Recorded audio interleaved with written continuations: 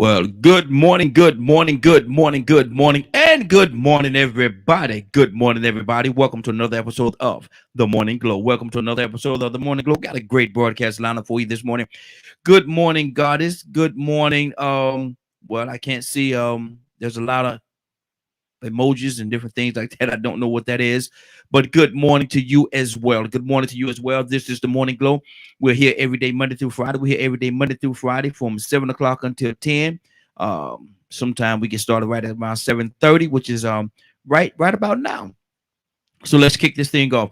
We got a lot of things that's going on, man. We got a lot of things that's going on, and I've been watching for the last couple of days. I've actually been watching what they've been doing with this. I butchered the guy's name, and Jesse Smet or Smet or however you pronounce it. No disrespect, but I'm not real good at pronouncing his name. But he's actually his trial is starting today, and it's been a couple of years. It's been a couple of years since he had the allegations and everything that he's doing. How do you all think of that? What do you all think of that? What do you all think of this whole situation? Should he be held accountable? Should he be held accountable?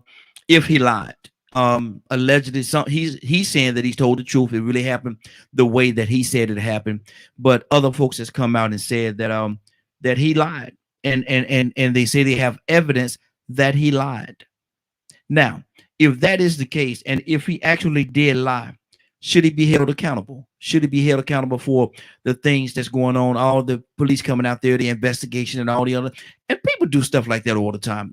And I'm not saying that to try and justify what he did. No, I'm not trying to justify what he did. If he did do it, if he did lie, then he had to be held accountable in some kind of way. But you all give me a call, 508-924-3521, 508-924-3521. Or are we really just spending too much time majoring in the minors? I mean, that's something that I think is very small. You got the this new variant coming out of the COVID. You got all these things going on. People living on the streets. People don't have any food to eat. People struggling from day to day. Health care and all kind of things. You got old people out here, man, that can't even get the medication that they need to remain healthy.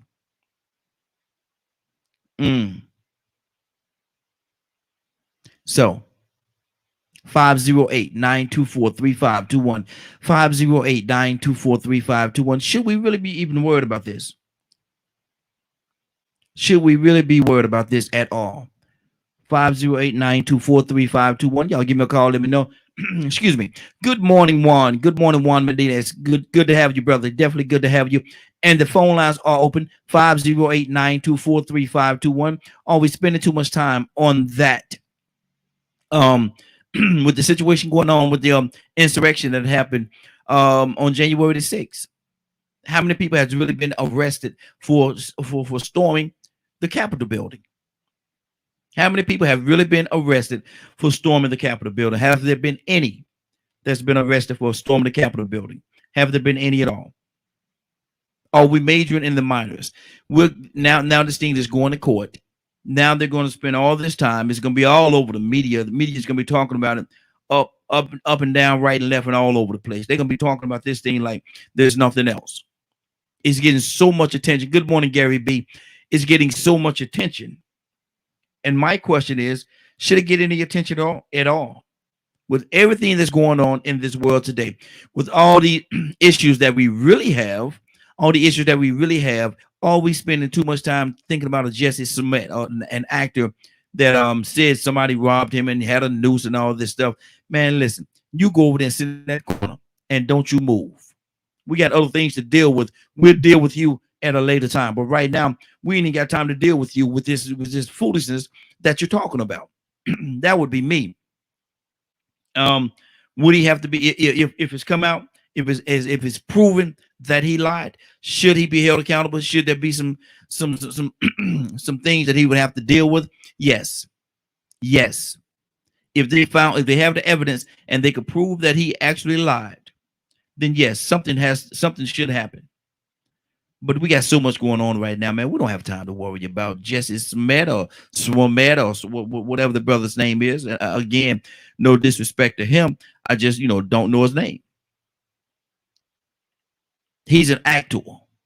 He's an actor. He played in movies. He played in a very popular. I think it was was it Power? I think it was Power that he played in. Played a very good role.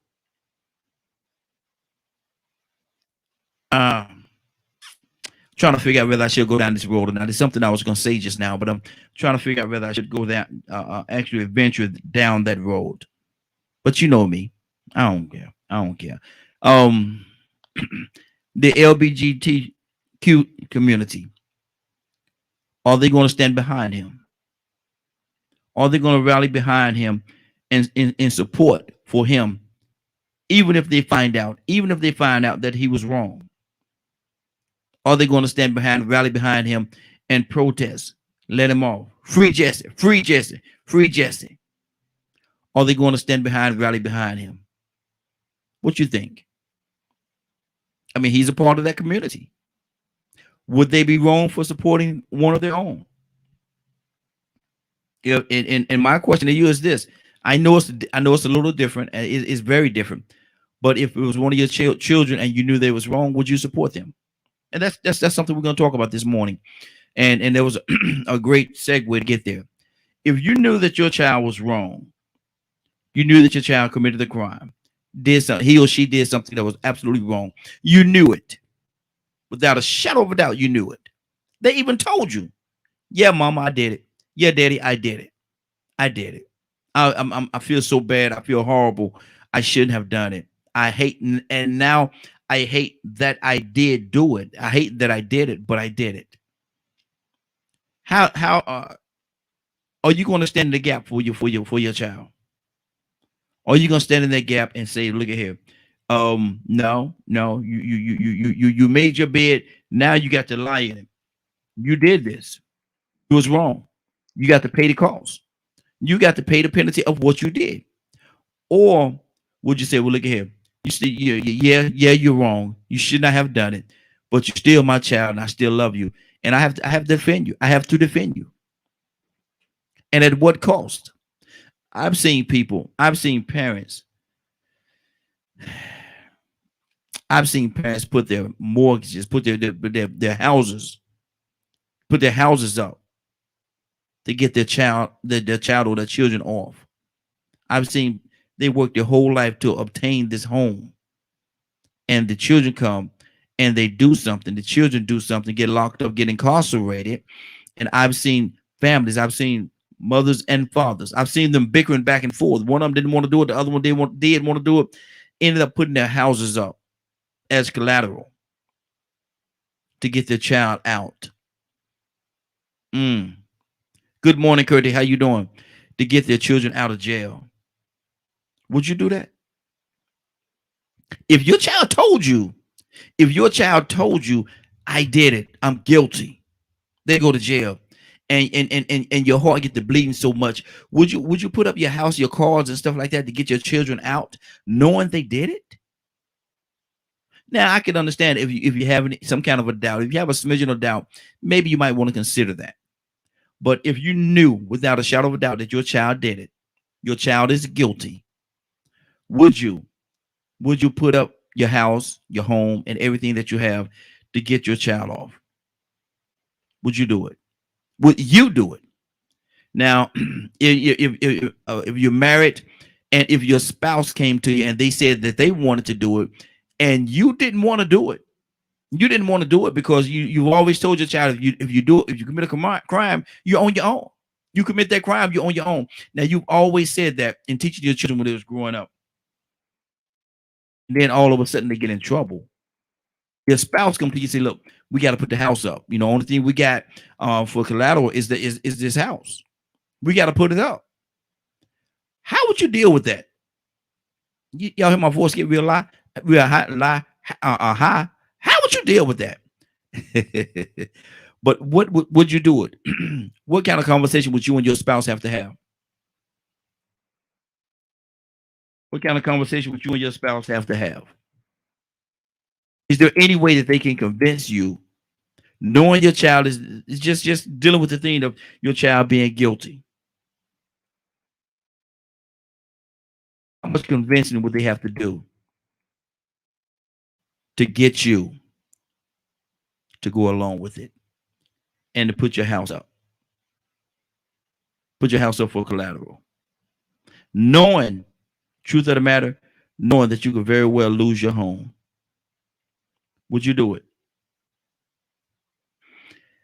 The tough side of me, I'm going to tell you something. The tough side of me says, no, I would not do it. The tough side of me said, no, I would not do it because, we've always told you, I have 4 daughters. We've always told you that there's some things you're not going to do, and don't go out there breaking the law, because if you break the law, and their mother say the same thing. If you break the law, then you're on your own. And thank God we've never had any issues with our girls. But if they were to do something like that and to break the law and go to jail, the tough side of me will say, no, we're not putting our house up. We're not putting our house up. You know what you did when you did it, when you was doing it. You know you was wrong. You know it was against the law. You did it anyway. And the people caught you, and now you're down there. You belong to them right now. The tough side. But that fatherly side, and certainly that motherly side. Certainly that motherly side would say something different. Would say something different. That motherly side would it'll be tough. It'll be real tough for that mother to see her child locked up in that situation. And then in mind get to think, oh, they treat them like an animal. They treat them like an animal. Oh Lord, they treat them just like an animal. Oh my God, they treat them just like an animal. My child is down there locked up. Lord, they treat them like an animal. They got him in a cage. Were your child acting like an animal when he committed that crime? What if it was murder? What if it was murder? What like Snoop said, what if murder was the case that they gave me? And all the evidence point to your child. All the evidence point to your child being the one. Curtis, good morning. How you doing this morning? What up, man? What's going on? How y'all people doing, man? Hey, excuse me. I'm actually on flying solo right now, man. Everybody being in just a little bit. So it's you and I right now, and I'm gonna ask you a question, Curtis. We're talking about we're talking about Jesse. How you say that boy name? Smollett. How you say Jesse last name? That actor.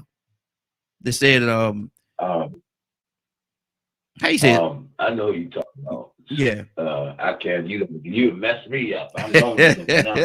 Smollett. So yeah. And his trial started there. And I'm asking a question, Curtis. You have children as well. And I said what I said was the tough side of me would say no. But if one of your children committed a crime, say it was murder, they committed the crime, and the folks called them, took them downtown, and you and your wife, y'all talk about it and everything, and she said that the only way that we're gonna be able to get them out is to put the house up for collateral. Would you do it, Kurt? Is all the evidence point, all the real true evidence point that they did it? Yeah. Everything that they're showing you right now is things, but what your child is saying. First, I got 2 different sides of the coin here. First, your child is saying, no, I didn't do it. No, I didn't do it. No, I didn't do it. And then y'all have a conversation, and he say, well, yeah, I did it. I did it, but I can't stand here. I can't stand here. Kurt, what would you do? What do you mean what I'm gonna do? Hey. Huh? Well, you better lay something down. Right here. Well, you better lay something for food. Go on and get you ashamed. That's what you gotta do. I'm not putting my house up for you. You did it? No, brother. You do the crime, you got to do the time. But see, that's simple. No, I'm not doing all that. No. But see, the thing about it, see, that's the tough side, and the truth of the matter, and I wish some of my sisters would call in as well, but that's the tough side. That's what us men would say. But to be in an actual situation and to have your child looking at you and your child is locked up, would you feel the same way? No, yeah. I feel the same way. Listen, man.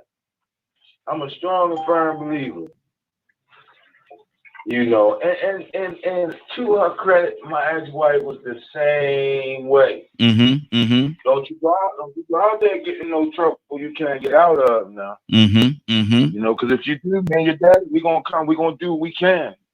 But don't expect us to do anything further than what we can do.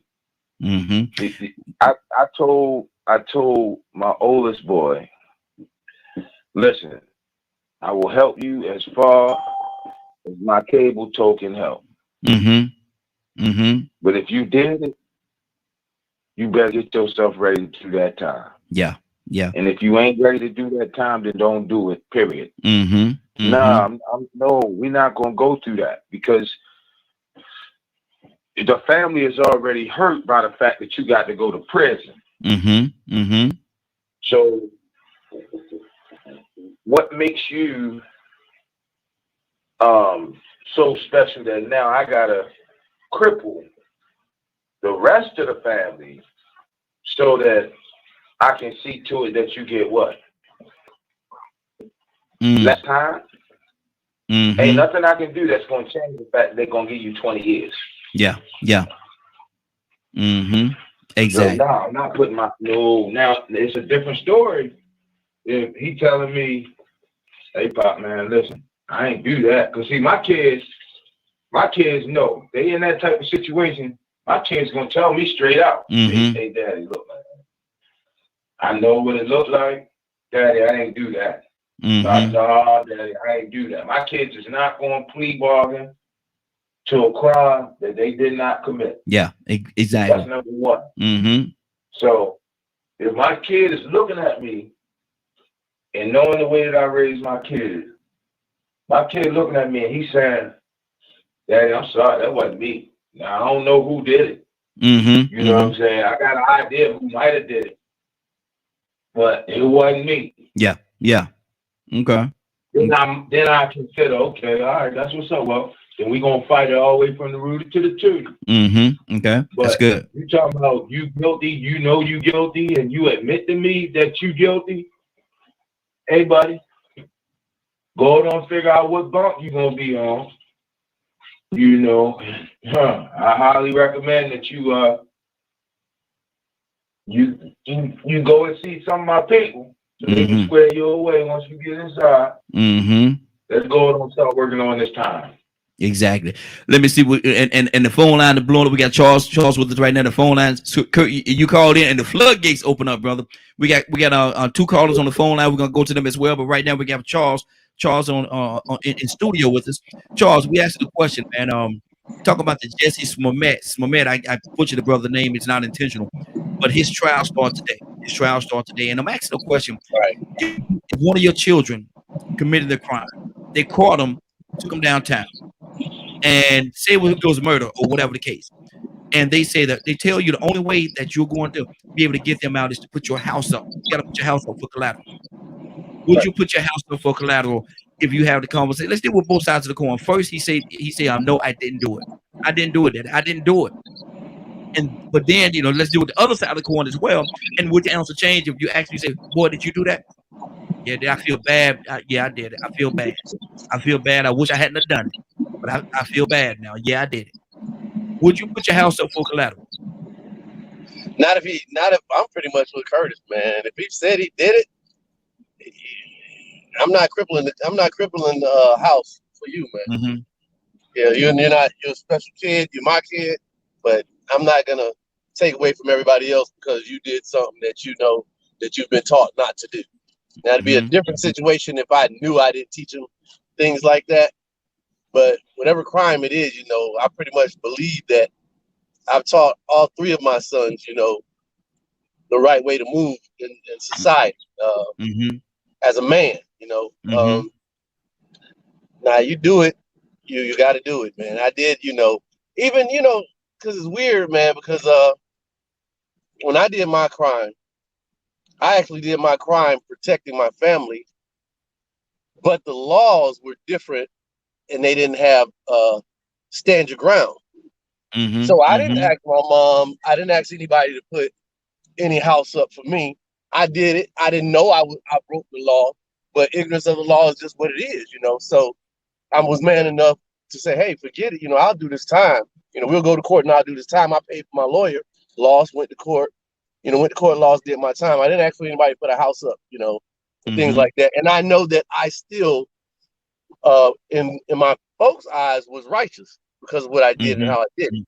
But if somebody's like robbing a bank or doing something like that, nah, son, you got to do it. And like you said something real different. Like if women call in, you'll see a different, probably a difference of opinion.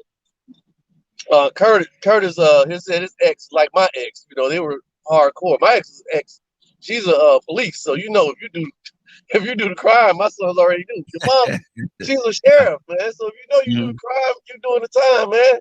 You got to go. What'd you say? You got to go. You got to go. You can't mess up like that, man. You've been taught better. We'll take care of you now, but we ain't gonna go broke for you. Exactly. And you said something about young ladies. We got 2 young ladies on the line right now, so they might have a different answer, man. Exactly. Might. No, you know, we go to Cassandra first. Cassandra, what do you say? Hey, good morning. How you doing this morning, Cassandra? Good morning. Would you put your house up for collateral? Now, this child, let's deal with. No, I would not. Huh? No, I would not. I can answer that straight off the bat. No, I would not, because I know my son. In a they say he did something. 99.9%, he probably did it. And he will tell me, yeah, I did that. So why am I going to put anything up for him when I know that's the kind of lifestyle he leads? Nope, I would not. That's your baby. No, I would not. And that sounds like it's cut and dry. Toya with a T, good morning. How you doing this morning? Good morning. How you doing? Hey, doing good. I need to know, Toya. You know, my kid already know. I'm not coming to bail him out, honey. I didn't listen. When I beat that boy side of his head, don't you put your house up. No. But you said, what sale, Your Honor? Oh, you said sale for the 505? I'll let myself in. Good Lord.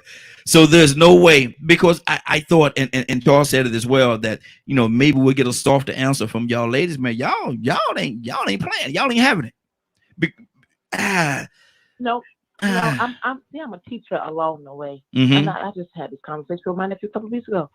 Don't do that, boy. Don't put your hands on girls. You know your auntie crazy. Don't do that. Where him at? In jail. And I told him, I said, listen here, boy. I can't help you in jail. I'm not coming to visit. I'm not going to pay nothing. I'm not sending you nothing, because I'm telling you now, I've had a vision, and you're going to mess around and you're going to wind yourself up in jail for a very long time. And it's going to be a wrap on that. And when you get mad and angry, you just be mad and angry with nobody else, because you can't force me to do something I don't want to do. Just like I'm trying to let you know now. Don't do it. And he went right back home and put his hands on that gas, and he went to jail. And I said, that's good for you, because I'd have murdered you. I'd have shot you in your chest. So you better be lucky that you're sitting up in jail somewhere and not dead. Yeah. So he already know we're not going to give him. But this is what we teach as a culture. You ain't got to be scared of police. You're gonna be scared of me. So you go out here and commit a crime, you better hope you go to jail, because some of these crimes are unacceptable, and I'm gonna make sure you come up missing anyway. So my family members, we already know you go to jail. You're not getting no visit, no commissary, no nothing. We're gonna act like we don't know you, because we didn't already schooled you before you got there, and we didn't already try to do a lot of the hard stuff. So you ain't have to go there. So when you get there, you already know. Don't call, don't write, don't visit. You're on your own. Handle it. I don't know if any of y'all remember that a show used to come on back in the day called Carter Country, but the sheriff, the mayor, whatever, he said, handle it, Roy. Handle it. Y'all don't remember that show. Hold that down then. Exactly. Captain Leonard, good morning. How you doing this morning? Good morning, Raheem and the Morning Glow family. Man, we asking a question, man. Jesse Smollett. Yeah, that's his name. See, I but it is not intentional, man. I'm not trying to be disrespectful. I just can't say the brother's name, man. But his trial starts today. Yeah.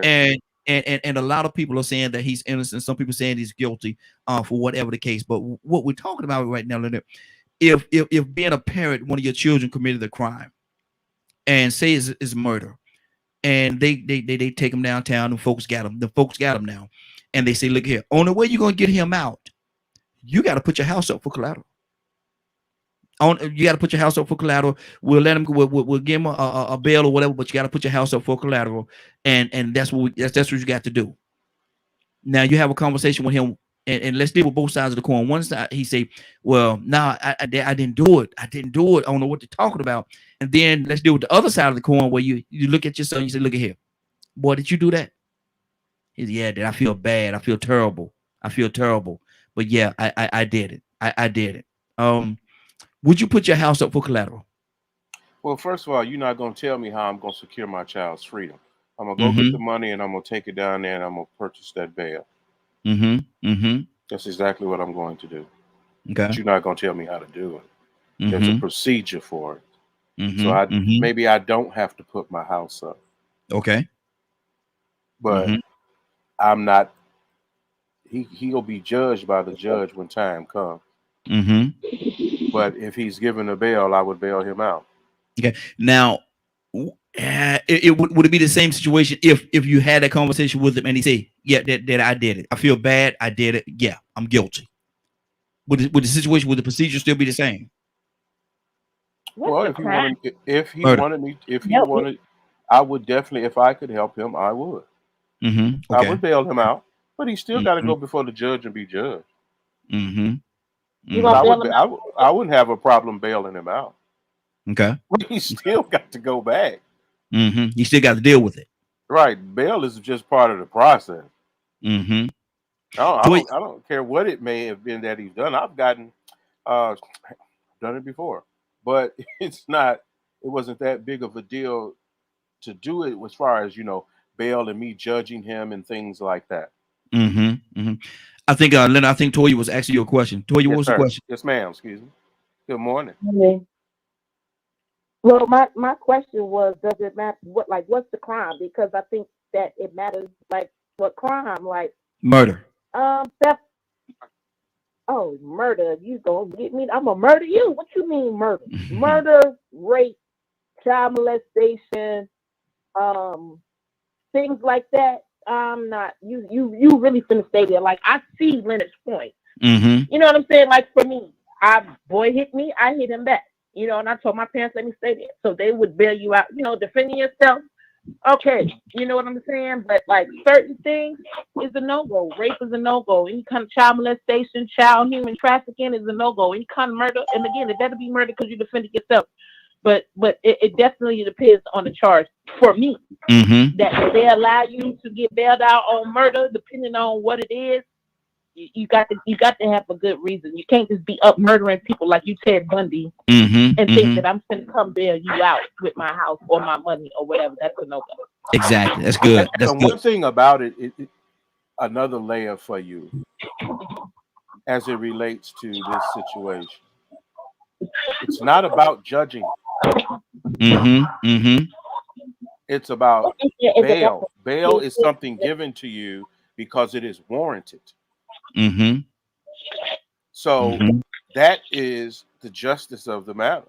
If everyone else gets a bail, my son should get a bail. I don't believe people should sit in jail just because they don't have bail money. That cash bail system that we have a problem with because it disproportionately affects poor people as opposed to wealthy people. There were a bunch of wealthy murderers walking around. Yes, sir. Because they can afford bail. So why wouldn't I pay for that bail? If I was interested, of course. We've raised money for bail for people we don't even know. Yeah. So, that cash bail system is there, for a reason. Exactly. That's good. That's good. Charles, what's on your heart, brother? Unmute yourself there. I think the reason if my son told me, like the young lady said, that he did any of those top things like murder or let's say rape or any of those things, and he said he did it, and they do have a bail system set up for it, I don't know. I don't still think I would bail my son out because of my morals on that. I understand the system, and if I don't agree with the system on certain things, then I'm not gonna use it for what I agree with it on, and don't use it for what I don't. I'm just like my morals, whether what the system says or not. If he did something that's to me is not what the young lady was saying, oh yeah, I might bail him out for that. And he said he still he did it, but okay, Dad, I did this, but you know that. But if he like did one of those things like a rape or child molestation or trafficking or hurting a child or beating a woman or some shit, some stuff like that, I'm not bailing you out, man. That's just I don't care. The system does allow him to get a bail. I'm not doing it. I'm not raising money for him either because you weren't raised like that. And I can understand that you can make one mistake, but certain, even in the Bible it says certain sins bring death. You don't do certain things, man. You've been taught, you've been grilled and drilled. I know my kids been taught, grilled and drilled about what to do and what not to do. Mistakes happen. And if a mistake is a mistake, but going out there doing stuff willy-nilly because you're wilding out, no, bro, you got to do that time. Wow. And I don't have nothing but sons, so I don't know how I act. I don't know how I react with a daughter because I don't have nothing but sons. And see, and that's what I was asked too. And that's what I was asked too. Would it be different if it's a son or if it's a daughter? Because a lot of times we can be a little tougher when it comes to the boys. But no, they're hard to bleed for them girls, man. They're hard to bleed for them girls. We got another caller. Caller, what's your name? Where you calling from? Not if the girls are crazy. Donna Toussaint. Good morning. How you doing this morning? Doing well. Good morning, everyone. Hey, Toussaint. Now, if one of your kids committed the crime, say murder, and them folks come and get them, pick them up, take them downtown. You go down to check on them. They say, look here, only way you're gonna be able to get him out, you got to put your house up for collateral. You have a talk with your child. And they say, yeah, Daddy, let's just deal with this side of the coin. Yeah, Daddy, I feel terrible. Yeah, but I did it. I feel terrible about it. I wish I hadn't done it, but I did it. Are you putting your house up for collateral? Leonard. I've already told you I'm gonna visit you once a month. And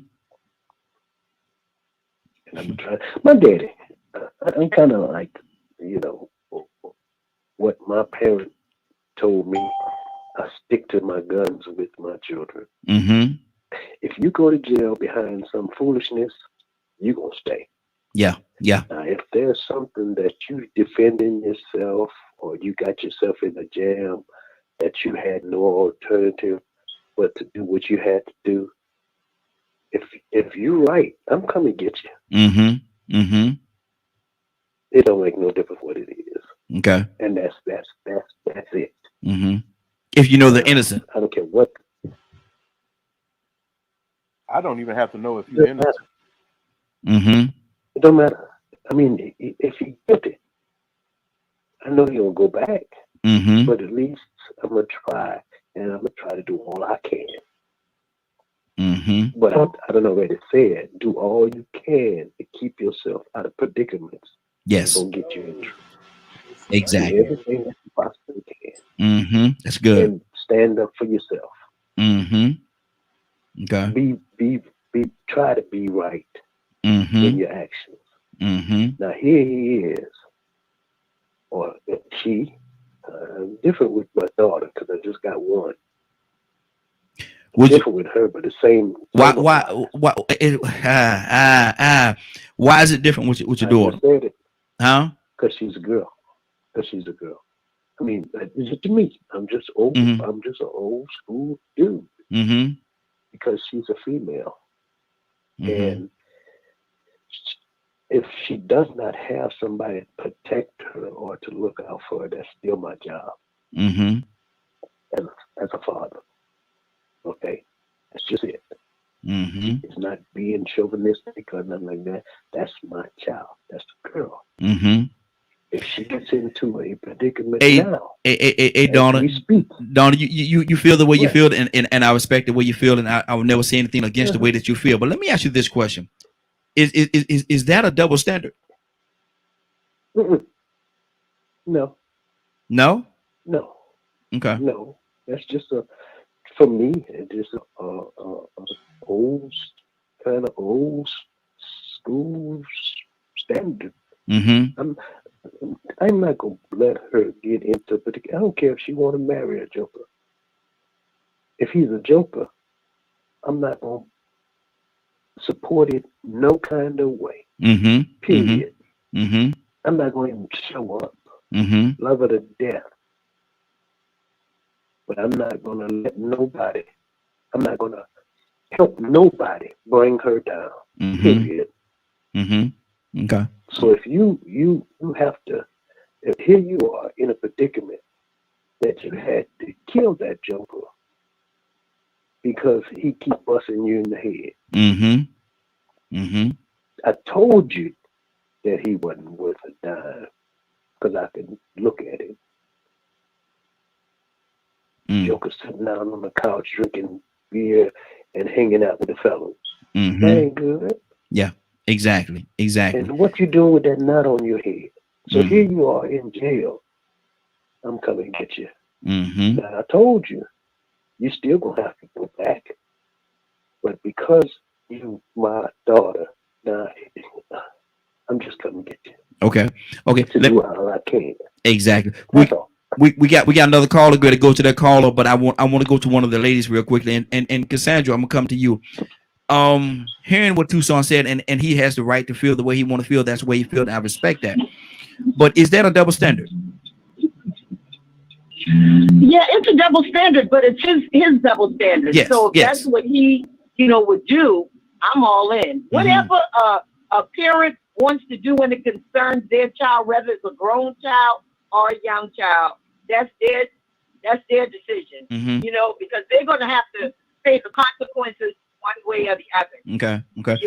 But the ideal surround, and I love what you said, and I agree with you 100%. That's his perspective, and he has the right to feel the way he want to feel and do what he want to do in that situation. Can't nobody tell him what to do in that situation because it's his choice to make. But looking at the scenario and taking Donald out of the picture, just looking at this, taking Donald out of the equation, and just looking at the scenario, would you deem that to be a double standard? Oh no, it is a double standard, but it's his double standard. Mm-hmm. I still say that. It's his double standard. So if that's what he chooses to do concerning his child, what can anyone else say? Mm-hmm. That's a decision he's made. Absolutely. So, absolutely. Okay. Yeah. Fair enough. Rico, good morning. How you doing this morning? Hey, grand rising to everybody. How y'all doing? Hey, doing good. Curtis, be on standby, brother. We're coming to you next. What would you do in that situation? Somebody. Put my phone on mute. I can't hear you. Okay. What would you do in that situation, man? If your child committed a murder, one of your children committed murder, and them folks take downtown, and they come to you, boy, you go down there to check on him, and they say only way you could get him out, man, you gotta put your house up for collateral. You gotta put your house up for collateral. You talk to your child, and let's just deal with this side of the scenario. They say, well, you say, boy, did you do that? Did I feel terrible? Yeah, I did it, man. I'm guilty. I feel terrible. I wish I hadn't done it. I made a mistake, and I did it. Rico, would you put your house up for collateral? Yeah, if he says something like that, I mean, it would all depend on the scenario, the individual situation. Pretty much that question you asked a second ago. In general, we would say, yeah, I'm gonna get my child out. In general, we would think to get our daughters out because in general, you would expect your daughter to be around her rebel rousing, being a menace to society. But some of us have children that are menaces to society. And actually, I saw one where a female was a menace to society. They call her name Scar. And he had been in the middle of so many crimes and murders and stuff like that. It was to the point where you knew if you were her parent, if she went to jail, you just gonna let her sit there. See, some people are repeat offenders. Yeah. And they have a cycle. They like to go to jail. They like trouble. They don't mind fighting and going back to jail. And if you don't mind going to jail, then I ain't gonna mind you letting you sit there. Because one thing about that bond money, you don't get that back. No. Even when you're innocent and you burned out, you don't get that money back. So you have to really look at it through a unique eye you know, a perspective that is very unique to that situation. Most times, if I go to jail, first thing I'll do, I'm calling back home. If I'm in Florida, I'm calling back to Alabama. Man, y'all find a way to get me up out of here. This girl keep getting me locked up over injunctions and lying, and they locking me up over lies. I ain't did nothing. A couple of false arrests. But the last one I had, everybody was talking about getting that money up. I looked and I said, $75,000 for something I didn't do. I called the police for help. She lied, and they put me in jail. I wait on them an hour, and I tell them, listen, if I did it, why would I wait on y'all to come? Why would I call again wondering what's taking y'all so long? Lock me up anyway. So, you know, me realizing that you don't get that bond money back, I understand that sometimes it can be a gig. It can be a money gig. Sometimes the bail bondsmen are locked in with some of the city officials, and you know, hey, that's a little gig, a little money pyramid scheme that goes on. So what I decided, save that money. I'll sit it out. Wait till I get my first court appearance. Got my first court appearance, they railroaded me. Had to wait another month. I'm gonna sit it out. Well, we can go ahead and get you out. No, because you don't get that money back, and I'm tired of these people getting money for stuff I didn't do, and then I can't get it back. So I'm gonna ride this one out till I finally decided to file my public defender and got myself released that day. Not that same day, but 3 months later in court. I got released the same day after I filed my public defender because, you know, for the second time, I saw that they were working with the state attorney's office instead of working with me or for me. So, you know, sometimes we have to understand that this is a system. It's a gig. It's a money grab. And some people have some cities have high arrest rates because they know that's just part of their financial bag. And like the city that I'm from right now, we pretty much rely off of the judicial system. So you might see a heavy arrest record. We got labeled as the #1 city in America per capita. That means per 100,000 people or per 20,000 people or whatever. We got labeled as the #1 city in America for violent crime. The #1 city per capita now. So that means that if you actually were to take the city of Baltimore and add those people to our city, our crime rate will be more than Baltimore, some of these other big cities that you hear of. But sometimes you realize that you are caught up in a web. So it really depends on the scenario. You know, once you sit down and understand what's going on, you might just want to sit it out and fight this system because it is a gig. Exactly. Curtis, what's on your heart, brother?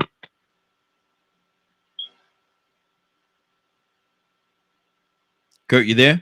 Bro, yeah, I'm right here. Bro. Rico took us to class. Once again, he just took us to class.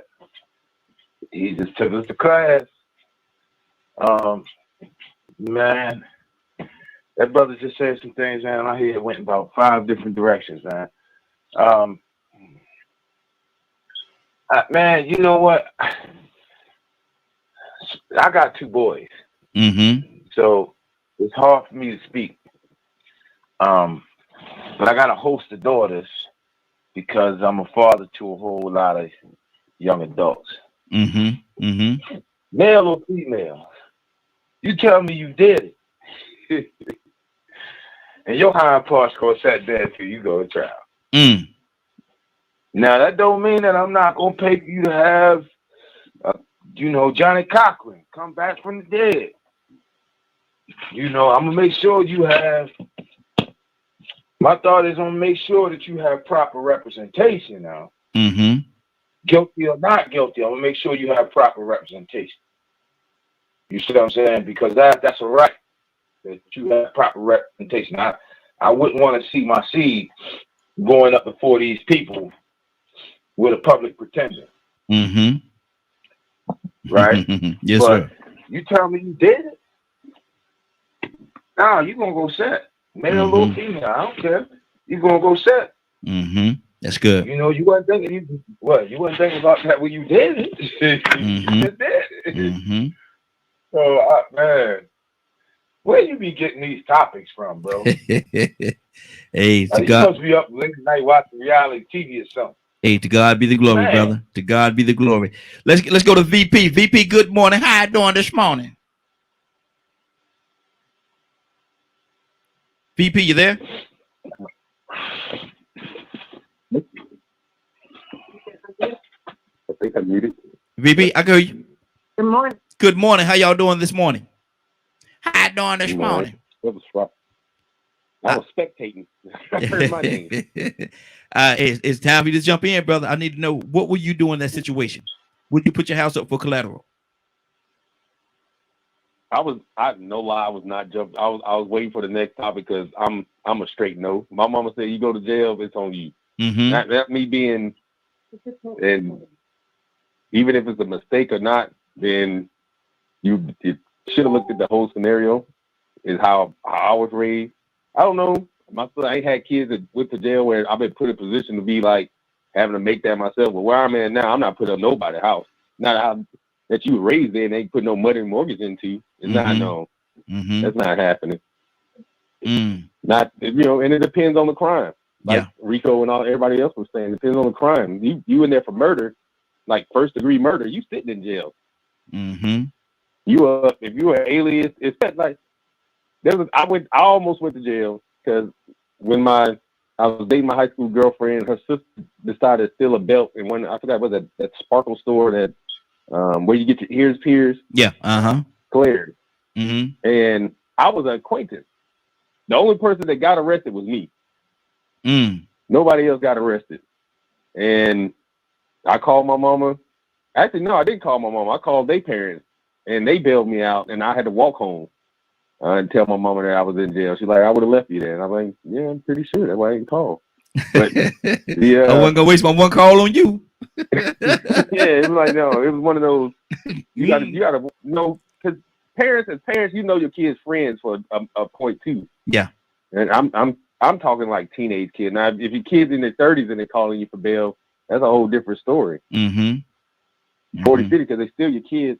I just as a girl, my dad always was like, don't write a check that your hind part used a different word can't cash. Yeah, exactly. So if you can't, you know what I'm saying? So only in regards to trying stuff, getting in trouble, whatever, if you can't cash that check, you might don't need to, if you can't afford the outcome of what your action is going to be, then you probably don't need to be doing it. And I'm talking, you hear me talking. Yeah? So then, so, you know, that was always the thing that let me know that he wasn't coming. Although, you know, again, like you said, scenario, even if it's murder and it's a self-defense murder, I think that they would spend their money to make sure I have proper representation, but more than jail. But to the question earlier about double standards, they make women prisoners too. Yeah, exactly. They certainly do for a reason. For a reason as well. Let's go back to Toya with a T. Toya with a T, talk to me, sister. What's on your heart? I mean, hey, not for nothing. That's one of those people when you're really being a responsible individual that's in control of yourself, you're not going to want nobody to do that for you. If you can't get yourself out when you commit some of these things, and a way of having remorse is you're not going to want to get out. Like if again, maybe under the circumstance to prove that you didn't do it. You understand what I'm saying? Yes. I need to be out to do that. But other than that, when you know you've committed a crime, at least for me, again, I'm a different type of criminal. I'm gonna do something because that's what I want to do. I don't use excuses. And if I did it, then come on, let's go get the time over with. You know, and there's no need for anyone to go through a transition. In any other instance, if I know I'm going to jail, to again either be dishonest and work your way out of it, possibly put it off on somebody else, and I just can't let nobody go do no time for me. Period. I'm gonna own up to it. Yeah. Right. Or if I need to get out to try to prove that, and oftentimes we all know our kids. First and foremost, forget a friend. Your kid is going through it. Yeah. Oh well, it must be his friend that got him caught up. No, how you get caught up in that whether it be hanging around somebody or, sometimes victim of circumstances can happen too. Mm-hmm. But when we sit down and collect all the evidence in the dust, and it's a point to where we know that you are innocent, then of course we will go through the links to prove that you're not innocent, again, because there's an injustice at hand. Yeah. But if you are not innocent, then on the inside, you're not going to want nobody to do that. You're going to be willing, 9 times out of 10, to just go ahead and eat your time and go sit down and not be trying to manipulate people because you're just trying to have your way and get over. Mm-hmm. Leonard? I'm more, just like I say, an allegation is allegation. Mm-hmm. So I'm not looking at it from a point of I have to do anything. Like I mentioned before, one thing about the justice system don't tell you have to put your house up. You decide to put your house up. Mm-hmm.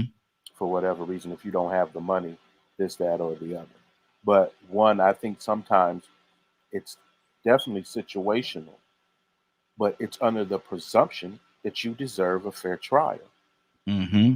And if you are my child and I can afford to do something like that for you, I would do that because I've contributed to strangers whom I don't know. Yeah. Okay. For the very same reason. So, it's never, like say, for instance, my mother was like, she'll sit in the back. What you did is what you did. Mm-hmm. Now, because you did like most people and most hardline older Black people, they believe that. Mm-hmm. Whatever you got yourself into, you need to get yourself out of. Yeah. But I believe in allies. Mm-hmm. So, definitely I've helped a lot of people raise money and things like that. So it's not a big issue to me from a judgment point of view. Mm-hmm. Because you got to go back. Exactly. You go back for the judgment. Mm-hmm. The only reason why you're sitting in jail is because you ain't got the money. Mm-hmm. Got you. Cassandra, what's on your heart? And Toussaint coming to you next. This is I think, Raheem, that this is something that I've dealt with for years with my son, who is now 47 and just got out of jail again. He has spent more than half of his life in and out of jail. I have worried myself into a heart attack over my son. I have asked for favors from friends of mine that were attorneys for my son. I've gone and sat in courtrooms for my son. I will not do another blank thing for somebody that determined that they ain't gonna do right. No, I'm not. I'm not. Yeah. That just is not gonna Mm-hmm. happen. Wow. And see, that's when a person gets fed up, man. When a person gets fed up, that's all I can say. When a person gets fed up, that's a pattern of behavior. That's completely different. Mm-hmm. I grew up with these type of people. I grew up with these type of people. They've been in jail longer than the majority of my life, in and out of jail.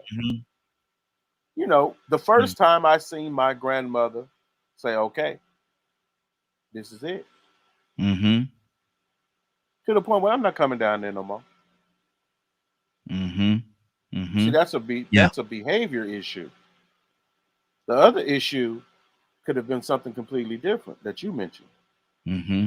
Yeah. Because I know a lot of folks like that.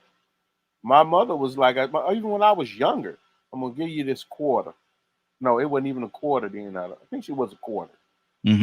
Call and let me know where you at. She didn't say she was coming. Yeah. She said, call and let me know where you at. Yeah. Because one thing I like what Toya said,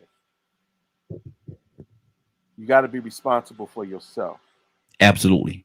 You got to be responsible. I never called my mother like that. I was very much against that type of thing. It's the reason why I left home so early, because I just did not want to be a burden to people, especially my mother.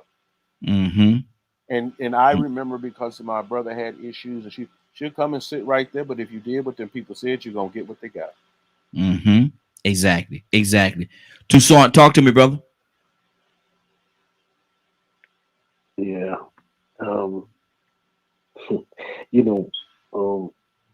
I just was thinking about I just went to celebrate the achievements that my oldest son and my youngest, the baby boy, in life.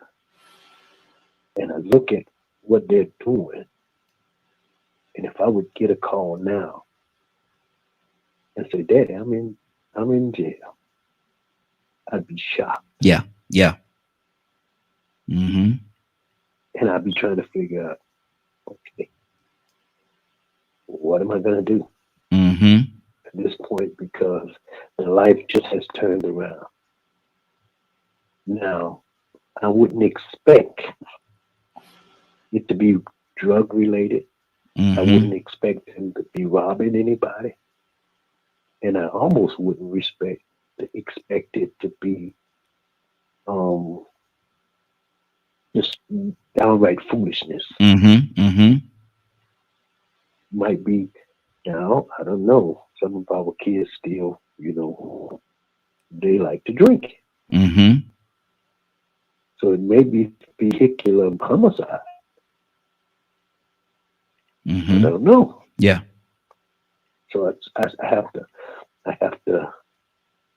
take a look at the situation. Now I know my daughter. I can see somebody coming up to her, male or female. She's like a little Toya. Male or female. You can run up on her if you want. I can see her right now. She got earrings on, and she's gonna kick her shoes off. And she's gonna pull her wig off, or her hair off, or weave, whatever it is coming off. And she's ready to fight. We finna go straight to fight.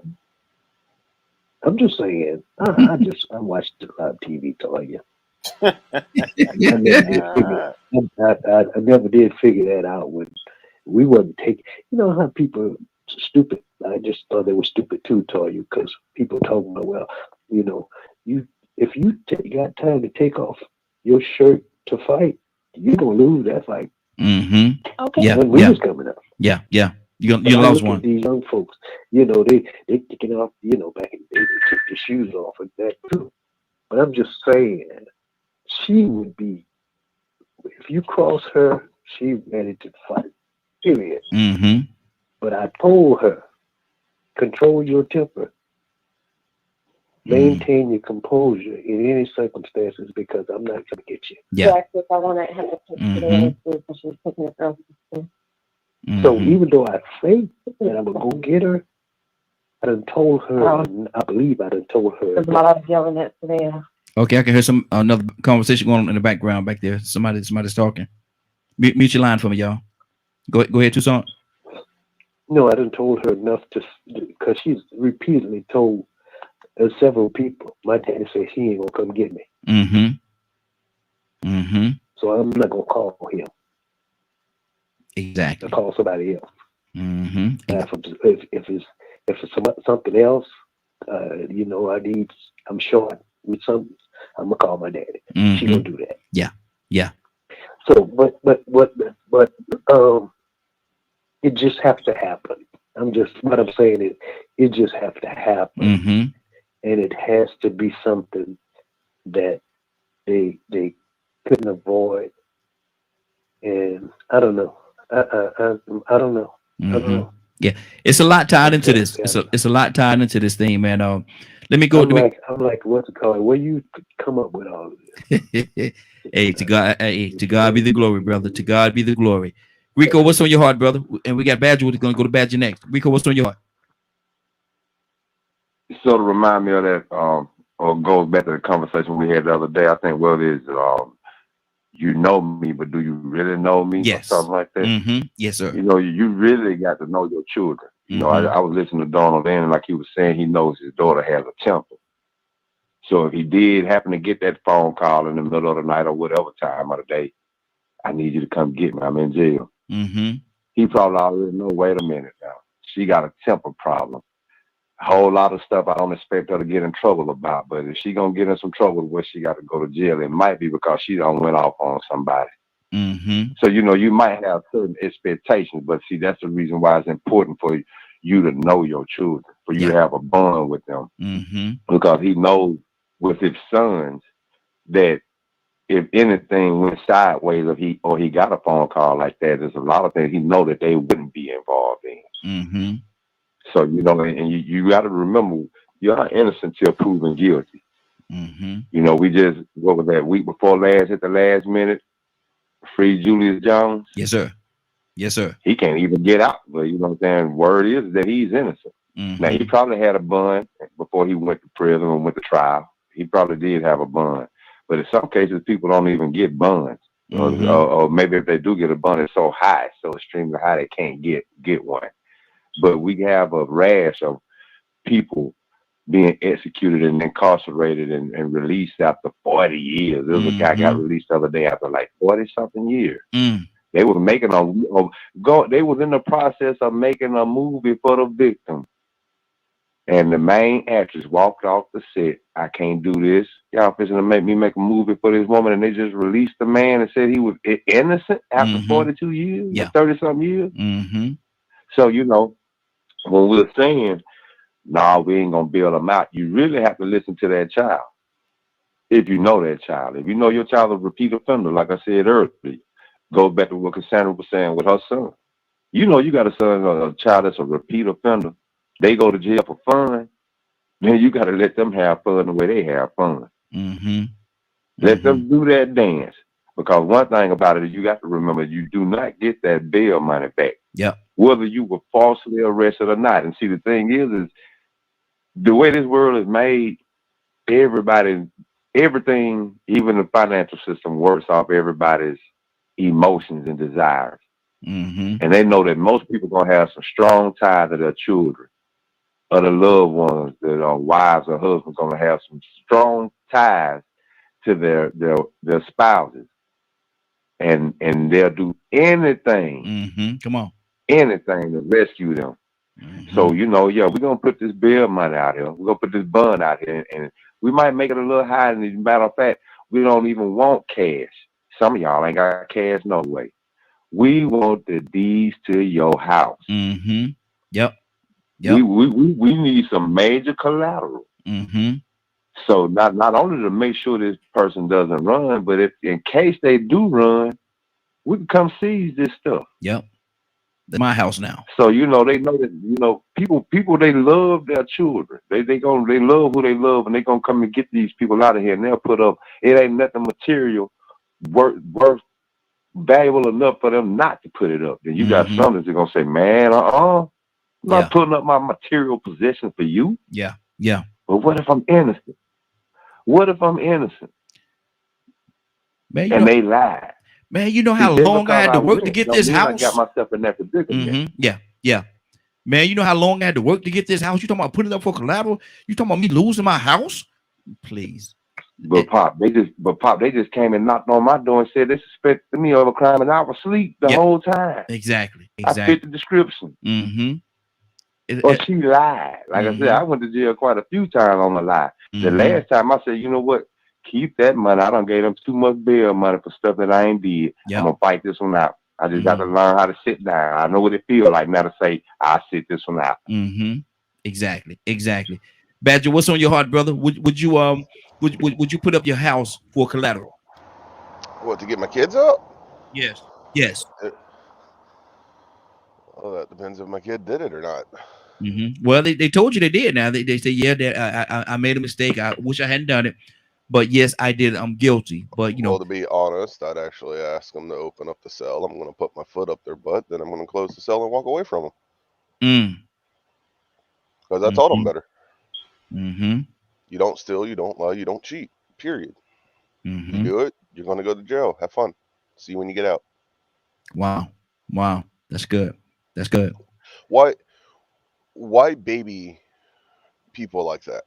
You know, if you know in your heart you did the absolute best you can and they chose to hang out with bad people or to do bad things, they need to learn the consequences. So hopefully when they come back, they ain't going to repeat it.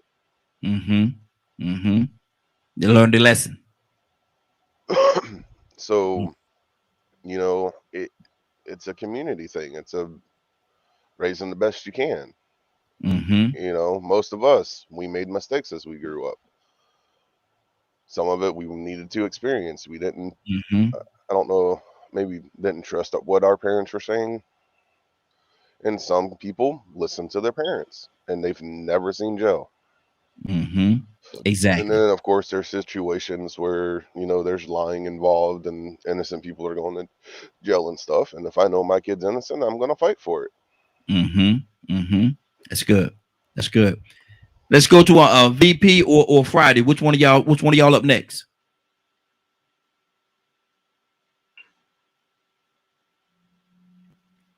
Like the mute button. Sorry about that. It's okay. What I wanted to say is back to RICO, which is unfortunate because it happens to so many, particularly our Black boys and young men, is that even innocent and going to jail under false pretense, now they got something on you. And so now they feel justified in making the bail even more. Because even though you was completely innocent and bailed out, they still got you on the books.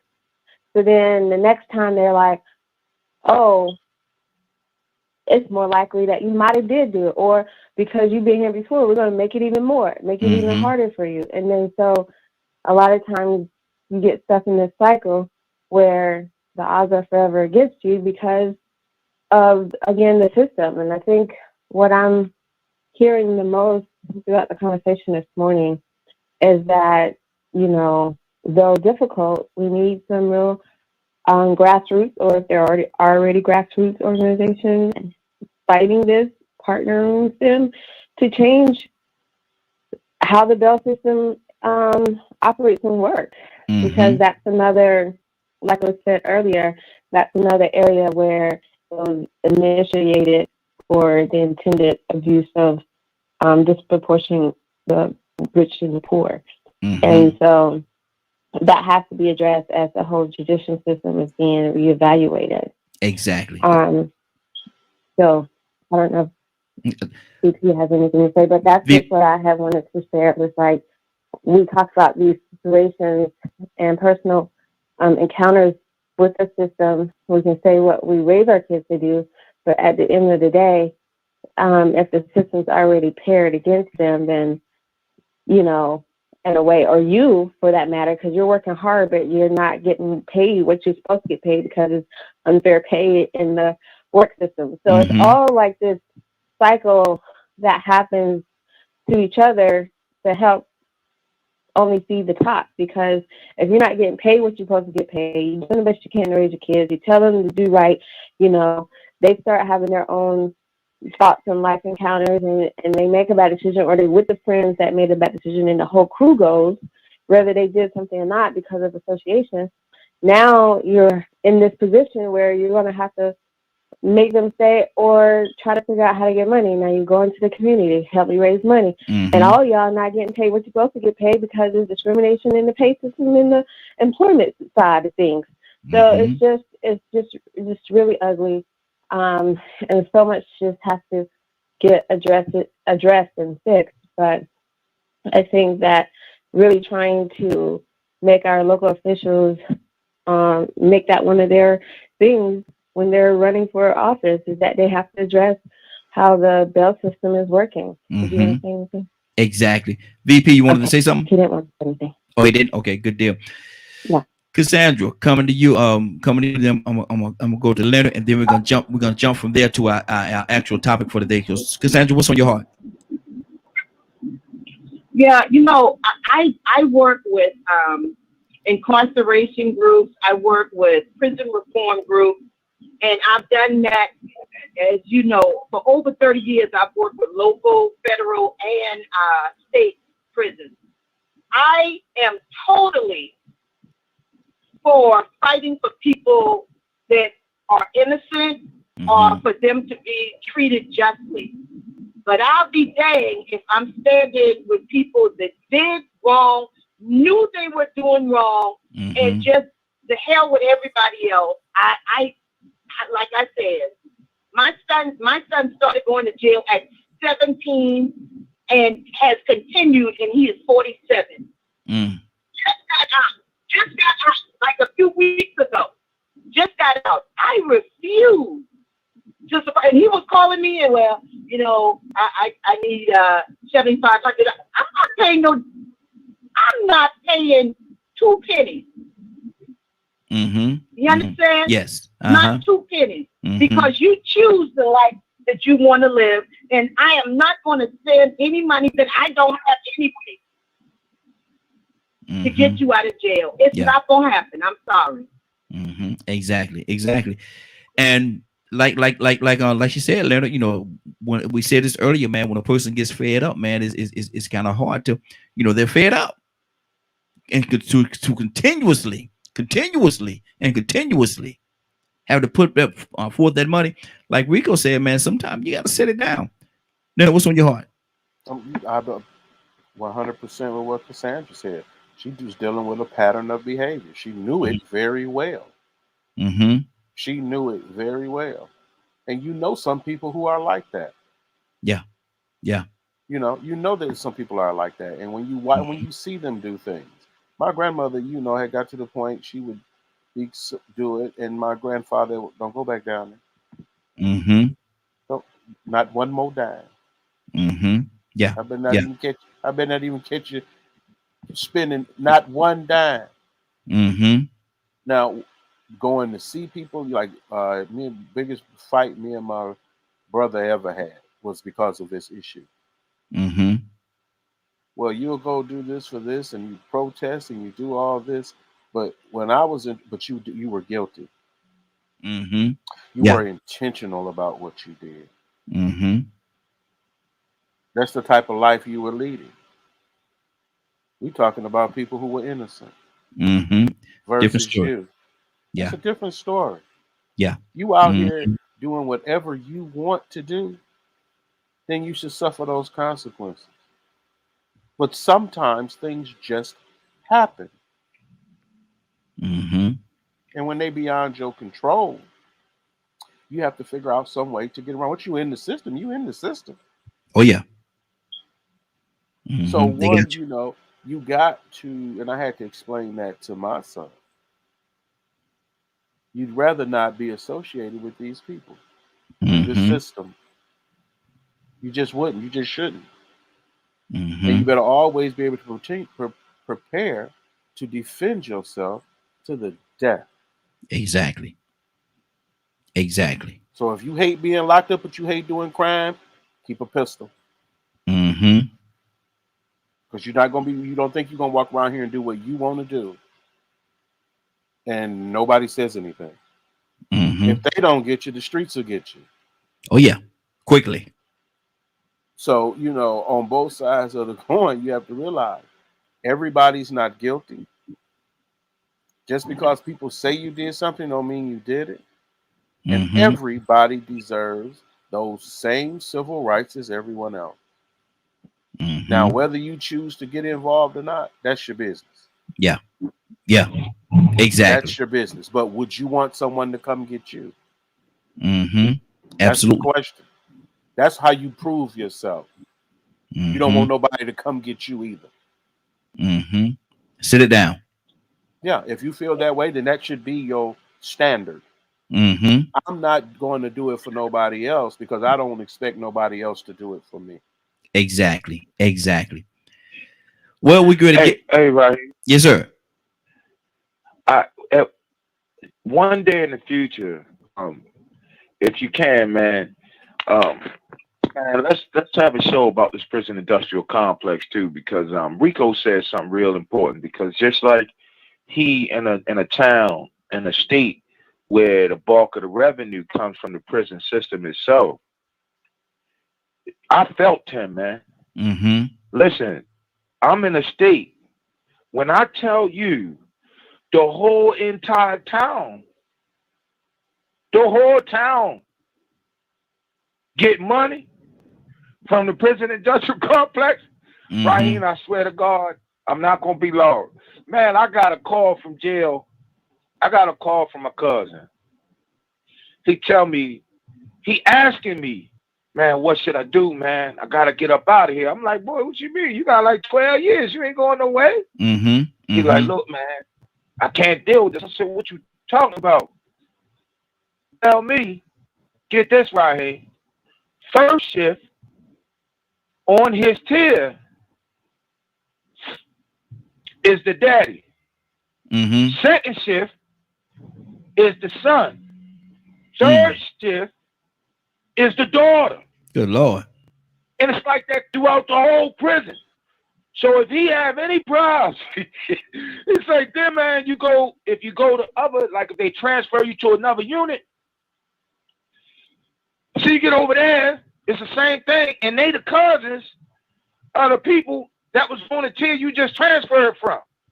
So if you have any problems, or if a mother just feel like they don't like you for whatever reason, he was like, man, you got to deal with this all day, every day. They stacking charges on you, you know what I mean? The way you leave the facility, when you leave, like some people might not be familiar with like time on the books, where you can leave time on the books.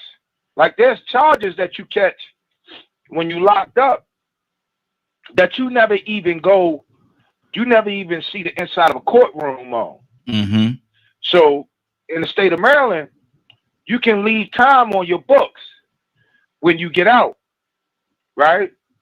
So, bro, these people, they know that their whole community, the community of Hagerstown, you might as well say probably 90% of that community either work for the prison, contracted by the prison, or got a family member who got 20, 30 years in at the prison. So it just dawned on me, like, with the plethora of intellectual capital that we have on this show, both inside and outside, I would love for us to do a show on the prison industrial complex. Absolutely. We'll definitely make that happen. Let me go to Toya with a T. Toya, we're going to get into our topic for today. And Toya, you there? Toya? Yeah, I'm here. Okay. I'm here. Our topic for today is friends with benefits. Now, majority of the time when you say friends with benefits, people think a certain way. People, their mind automatically go in a certain direction because that's what's been said for a long time. But are there other levels of friends with benefits?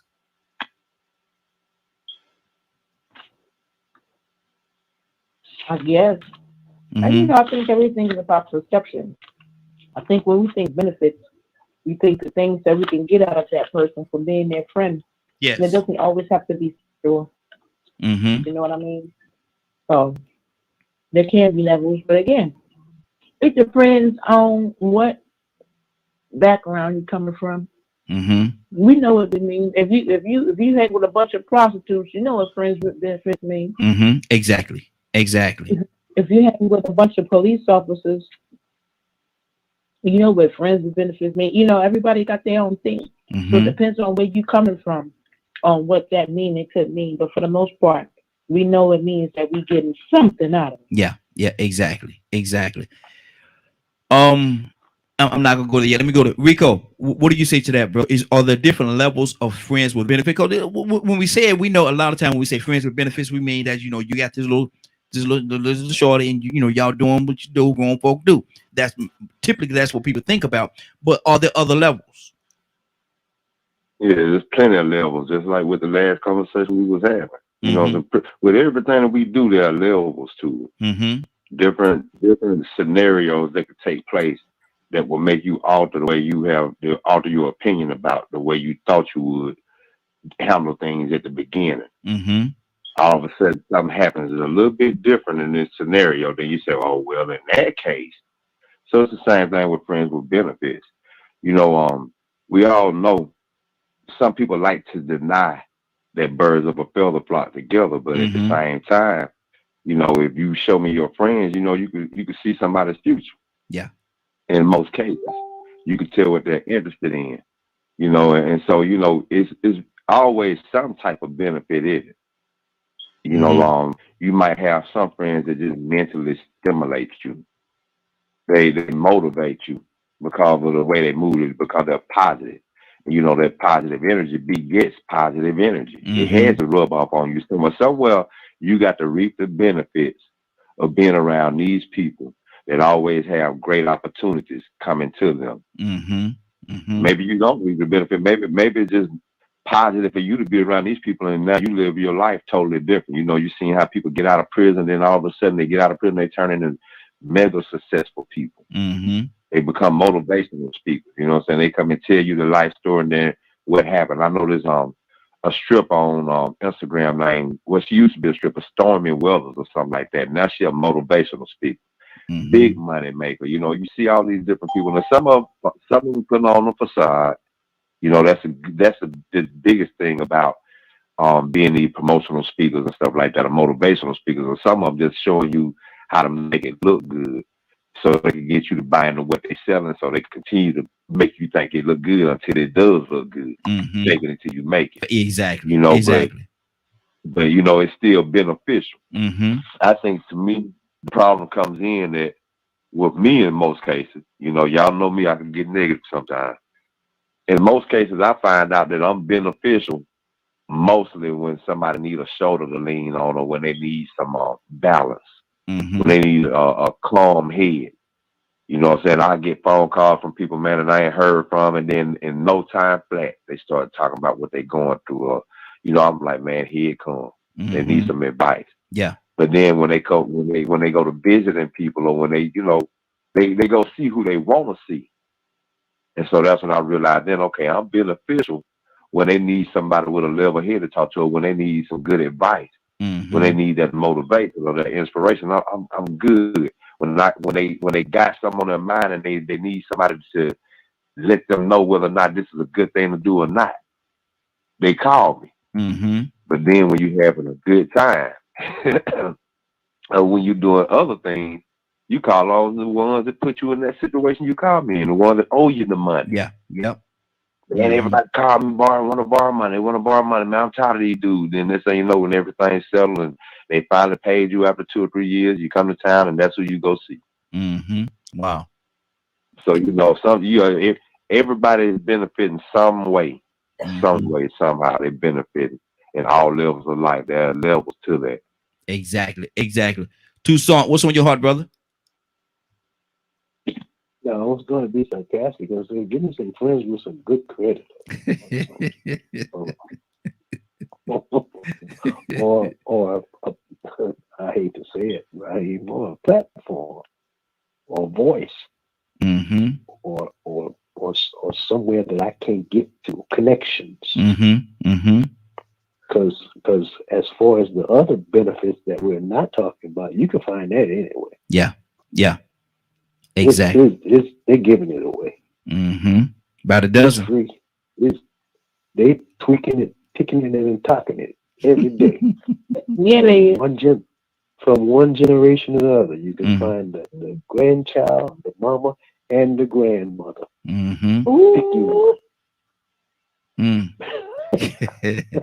Donna, you about to get yourself in some trouble, brother. You about to get yourself in some trouble. I'm just saying. But pick your one, and then go for it. Same thing. I'm talking about seriously.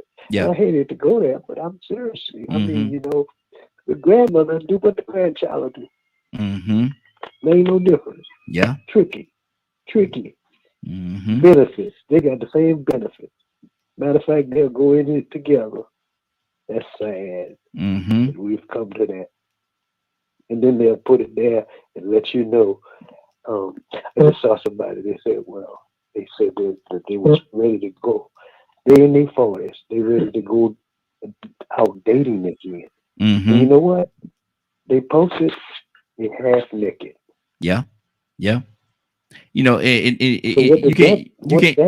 does that advertise? Well, you just can't throw it. You can't throw it if you go on fish. You just can't throw an empty hook in the water. You got to put some bait on it, ain't it?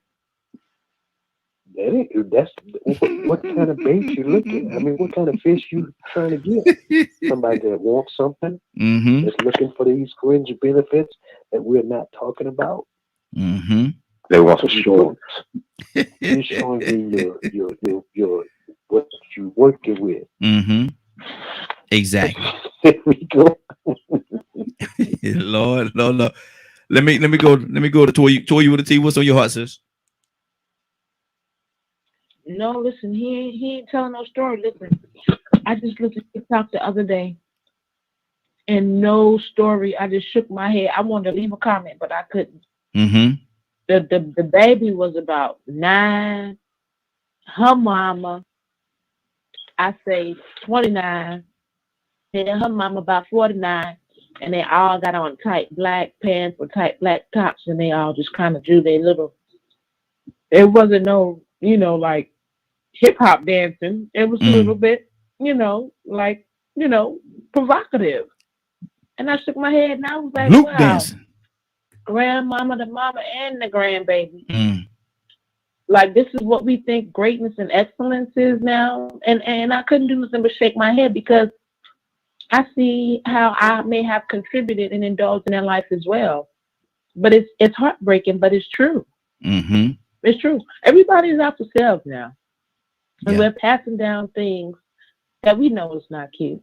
We know being parts of gangs and drug dealers and some of these songs and musics and things that we talk about. We know we're not supposed to be doing that. We know we're not supposed to be listening to that in front of our grandkids and granddaughters and promoting that. We know that, but we're doing it anyway. Yeah. And it's going to be a grave consequence behind it. But he right, man. That's what's going on, unfortunately. Captain Leonard, talk to me, brother. Is this about the friends with benefits question? Yes. Well, you know how in that other context what it means. Yes, absolutely. And I definitely believe if you're going to be anybody's friend, there should be a benefit of some type.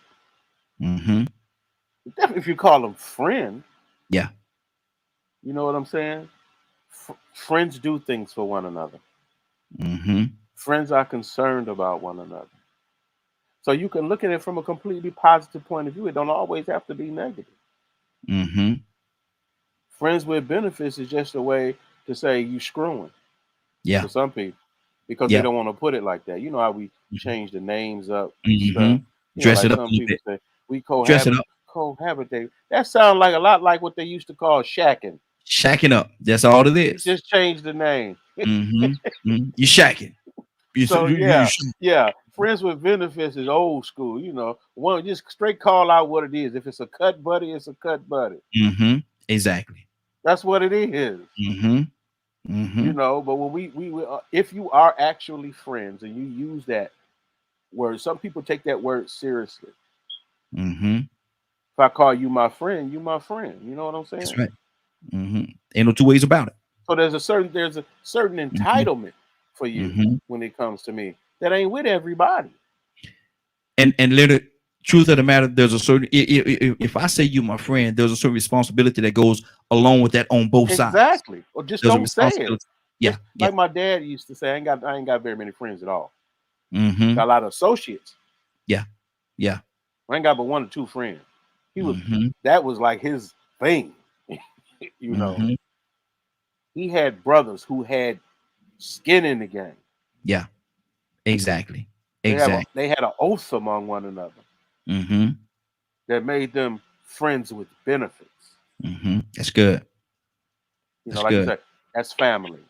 If somebody say that's family, that means you got a problem with them, you got a problem with me. You know what I'm saying? So we have to be careful about the words that we be using, because you know, say, hey, friends with benefits, colloquial, that's sleeping with that person. You need to always understand that that's what that means. Yeah. When you're using it in that terms of conversation like that. And my thing is, and when we're talking about friends, and you said something about bleeding, they shouldn't. Your friends shouldn't bleed if you ain't bleeding. Y'all bleed together. If you're gonna bleed, y'all bleed together. No, we ain't gonna do that. Yeah, we're gonna. I mean, we're gonna fight. I have to surround myself with smarter friends. But we're gonna stop the bleeding is what we're gonna be doing. But like I say, first rule of first aid: stop the bleeding. Stop the bleeding. Kurt, we both gonna die. So exactly. Hey now, Kurt, what's on your heart, Kurt?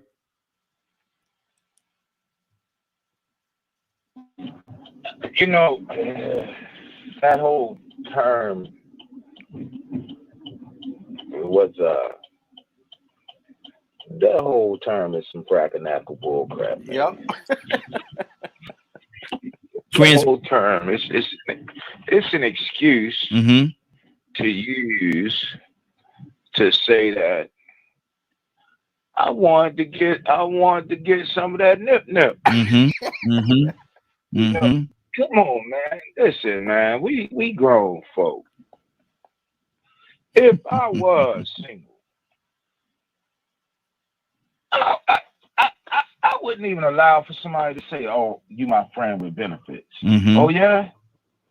Well, guess what? I just lost my benefit. I don't want nothing to do with you. Yeah. You know, you're not gonna sit here and make excuses while you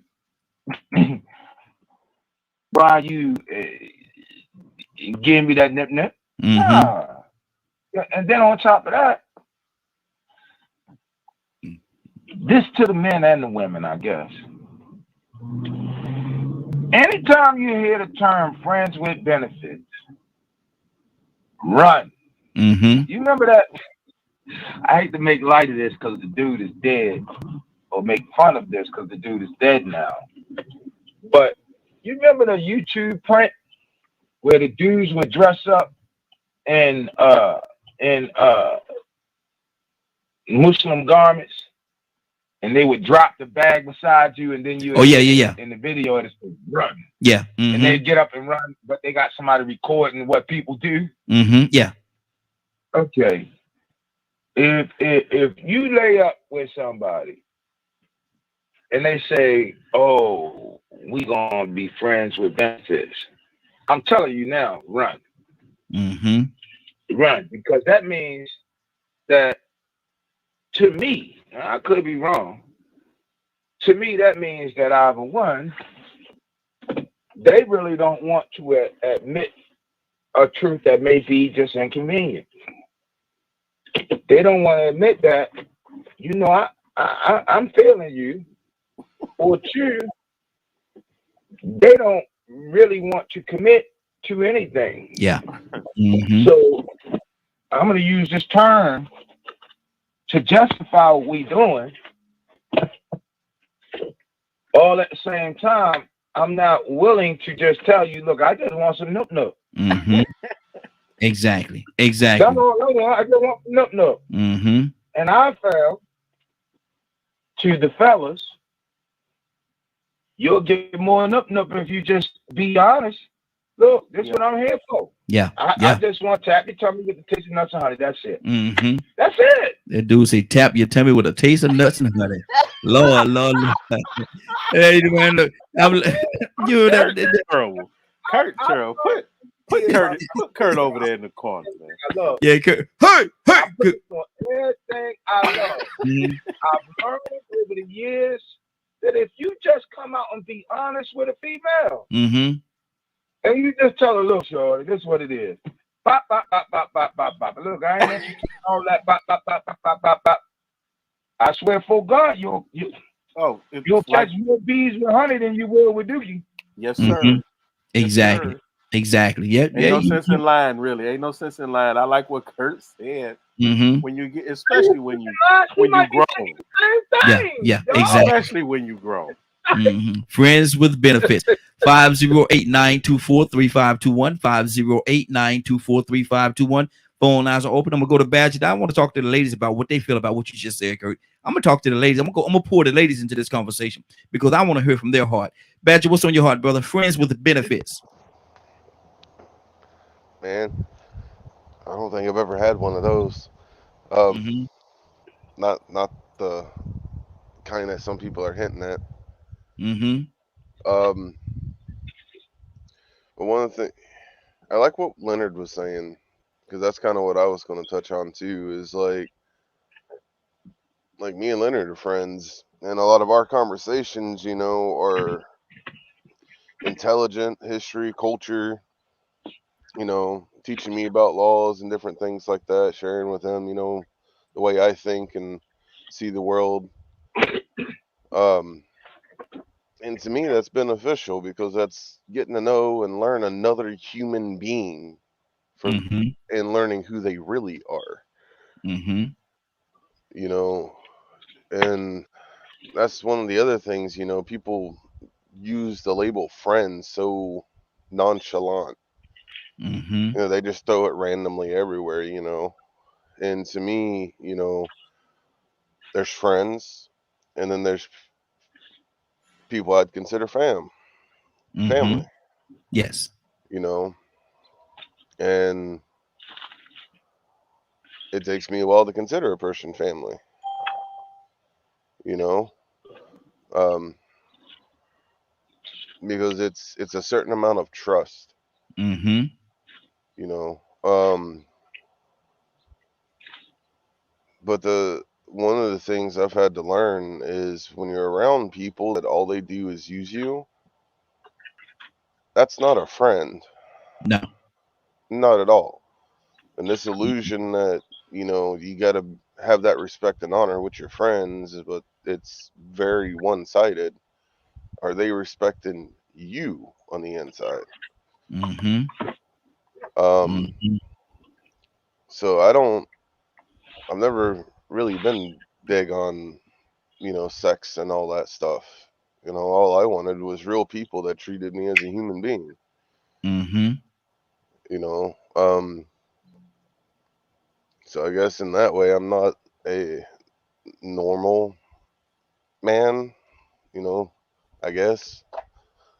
Because I'm not driven by hormones and stuff like that. I want my friends to be, or people that I consider even closer, you know, like part of my family, as real human beings that understand, respect, and honor, and know how to treat another human being. Exactly. That's good. That's good. Now I got to go to the ladies, and we got another lady just calling in. I'm coming to you in just a few minutes. But right now, let's go to Cassandra. Cassandra, now Kirk said that most of the time the women want the same. You ain't got to sit there. You ain't got to make no smoke screen and do all these different things. Most of the time, women want the same thing. Just be straight up and be honest. Look, this what it is. You know, you down with what it is. Cassandra, talk to me. I probably am not a good person for this question at all because this is my 22nd year celibate. I have no clue about what, you know.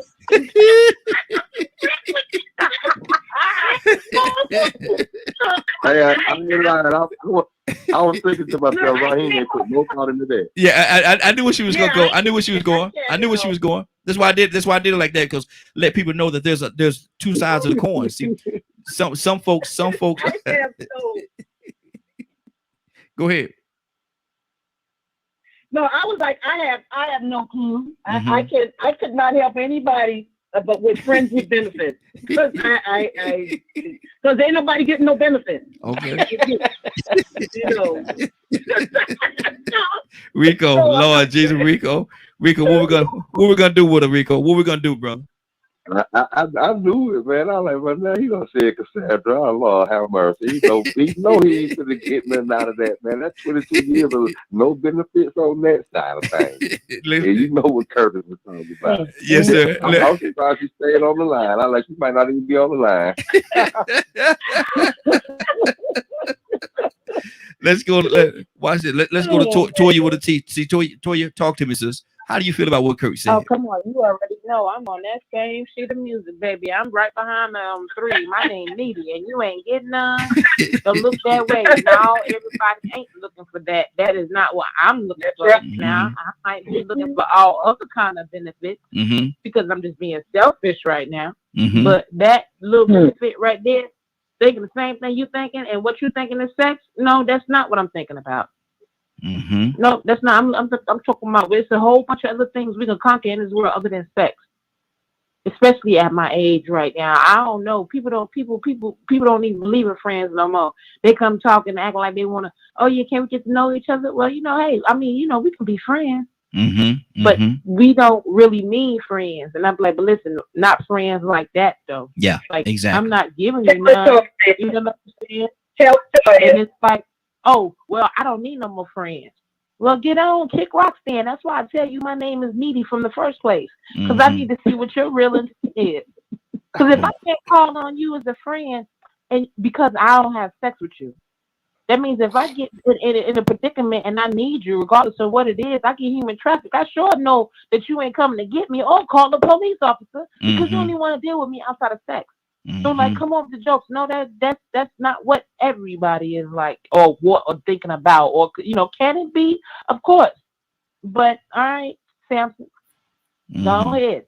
Let that kind of physical benefit be the thing and leading you and think, oh well, I was thinking the same thing. Yeah, because most of us know that it's the most intimate way for us to get you. And when we start signing all kind of paperwork for life insurances and you start eating dinner and you don't feel good and find out it's antifreeze and all that, think about that same way on how the person tried to entice you on getting with them. No. Now I'm trying to figure out what Leonard laughing so hard over there about. That's all I'm trying to figure out right now. It's just funny to me. We're the government twins when they come to giving up some. Yeah, no. Lord. Right. It's just funny to me, man. That whole thing, I never really. It's been interesting to watch, but one. My grandfather told me when I was much, much, much younger. It was before I was 21. He said, how did he put it this way? Get the head. The ass got to follow. Got to money. Hey! You understand? You had to understand what he means. You look like a fool out here. If you gonna dedicate all your life to just trying to hustle a woman because of what's between her legs, you have really wasted your life. Exactly. You just really have. If she don't want to just give it to you, leave her alone. Yeah. Ain't no sense of, I love women with boundaries or whatever. But sometimes like when a Cassandra tells you that, she means that. Toya means that. You can tell they mean that. But you got some women will tell you one thing and turn around and be doing that thing later on that evening. Out of both legs. You lying on yourself. Yeah. That's the only thing you have that I don't have. Yeah. That's what makes you different. Do understand that when that man comes to you like that, that's what he wants. Whether he wanted today or tomorrow. Or willing to wait. He may even go down there and marry you for it. That's how men are. Yep. I mean, if men ain't complicated. No. And if he too complicated, he like boys. Now that is so simple. A concept. If he wants you bad enough, he'll do anything. Yeah. He'll do anything. But if you can't get him to do what you want him to do, you lose. I mean, that's what we go after as men. That's what separates us. We can be doctors, lawyers, or whatever. Still going for the same thing. That's what we want. So sometimes a woman has to understand that you may get a lot more benefit because a man will test you that way. The old cliche about the one night slept with you the first night. Would you marry a woman you slept with on the first night and things like that? There's a lot of truth to that type of thing and how men choose who they gonna spend the rest of their life with. Because the woman he is going to spend the rest of his life with has to have more. Yeah. That one other one, he ain't even got to know your real name. I mean, if it's just that, like, one, this is a great pickup line. What you trying to do? What you really, when a woman walk up on you, be grinning, don't got all dressed up, man, come on, what you trying to do? If it's a price tag on you, let me know how much it costs. But women are a part of that game. It's not like they just out here innocent. We're not gonna paint that picture. But everybody know what it is, and we be lying to one another when we come. Oh, love at first sight. Ain't no such thing. I don't believe in love at first sight. I don't believe none of that. I mean, I remember wanting to get that tail at first night. I know what that is, but not no love at first sight. Wow. Let's go to VP. Friends with benefits, brother. Friends with benefits. What's on your heart? Let me clear my throat. No, I spoke all. They ain't really spoken. No, the friends with benefits. I think that I ain't never had one because I ain't really ever been that type of person. But I think that's something that's used mostly, and it's like a 20s. When you're in your 20s, you got a lot more friends with benefits. When your circle's bigger, or you feel like your circle got to be bigger, and you tend to venture out more. Then when you finally get a little older, you want to settle down.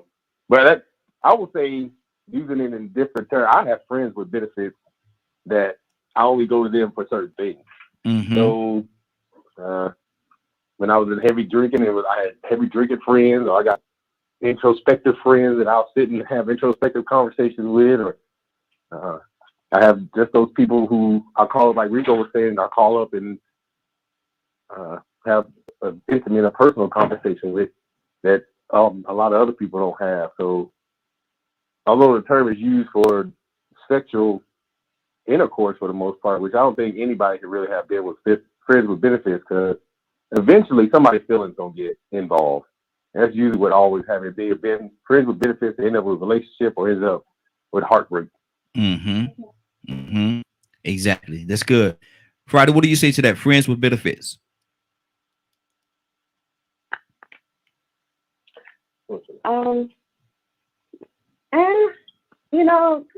The title can be used so loosely, but just like what a lot of people have already been saying, that with the levels and the how it's used, the term, in terms of the term, you could have a friend who knows people that can help you elevate your business or get you involved in the way maybe you're trying to start off in something, and then that can become your clientele. So that friend had benefits to you in that nature, but that's typically not how the term is used. So if you're trying to reinvent the term, we can use it more positively, but typically that's a term that has a negative connotation to it. Exactly. Let me go. K with the E. Good morning. How you doing this morning? Well, good morning. How are you all? Hey, doing good. Want to let you listen in for a little bit so we can get your input on it. You've been listening for a minute, so what's on your heart? I'm like, I don't know who that was, the spokesperson, friends with benefits. You got friends that you can call on for certain things. You got friends you can call on to talk to. But all my entire life, I only had one friend. I've been married 3 times, and I'm not a sharer, and I don't have friends with benefits like that. I've had the same friend for 15 years. Just one friend. Okay. So I don't do that neither. Okay. I ain't with that program. So I don't understand that friends with benefits. And then I had 2 young ladies to sit at my table and tell me that they can just have sex, no feelings for that guy, get up and walk away, and they don't even have to see him again, or they can just call him whenever they want a good roll in the hay. And I just looked at them and said, "Are y'all serious?" They both looked at me and said, "Serious." And one of them is not in a relationship right now today. She still do just that. So people can do that. It's just different strokes for different folks. Different strokes for different folks. That's interesting. Choice of words with this topic right here. But but Kurt, what's on your heart, brother?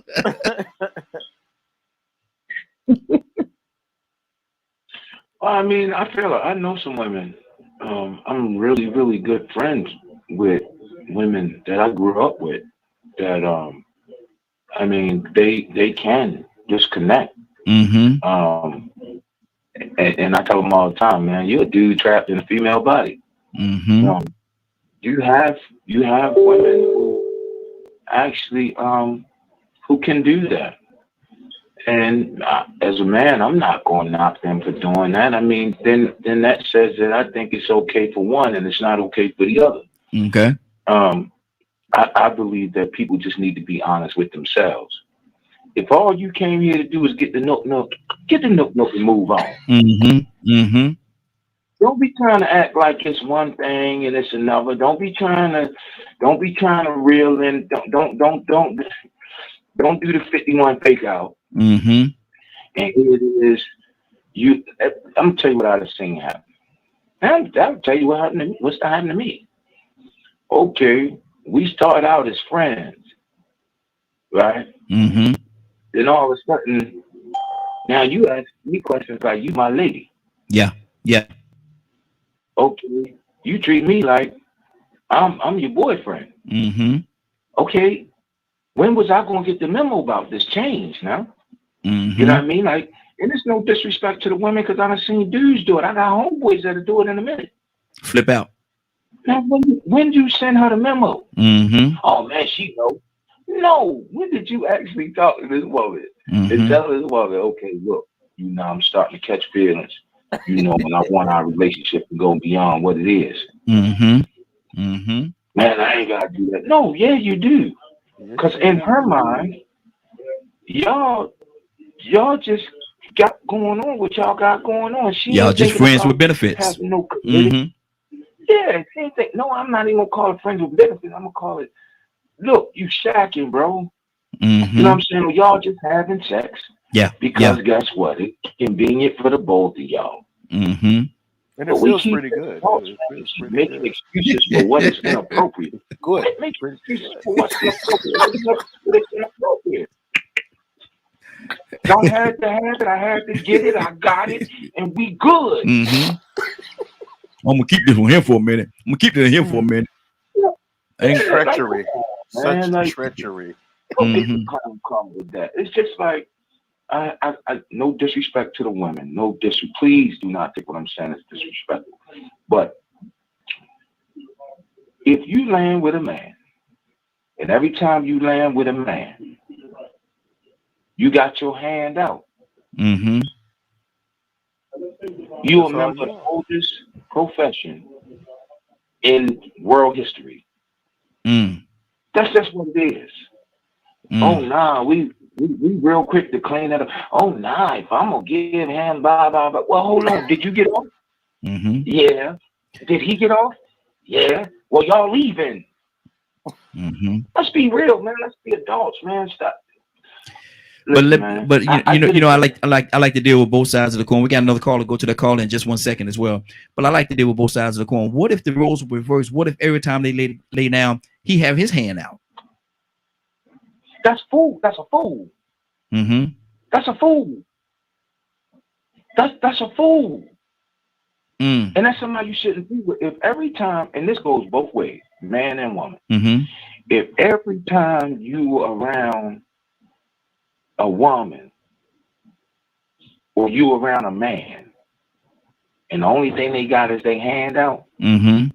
and they pack of wood in their other hand, something wrong with that now. Yeah. Okay.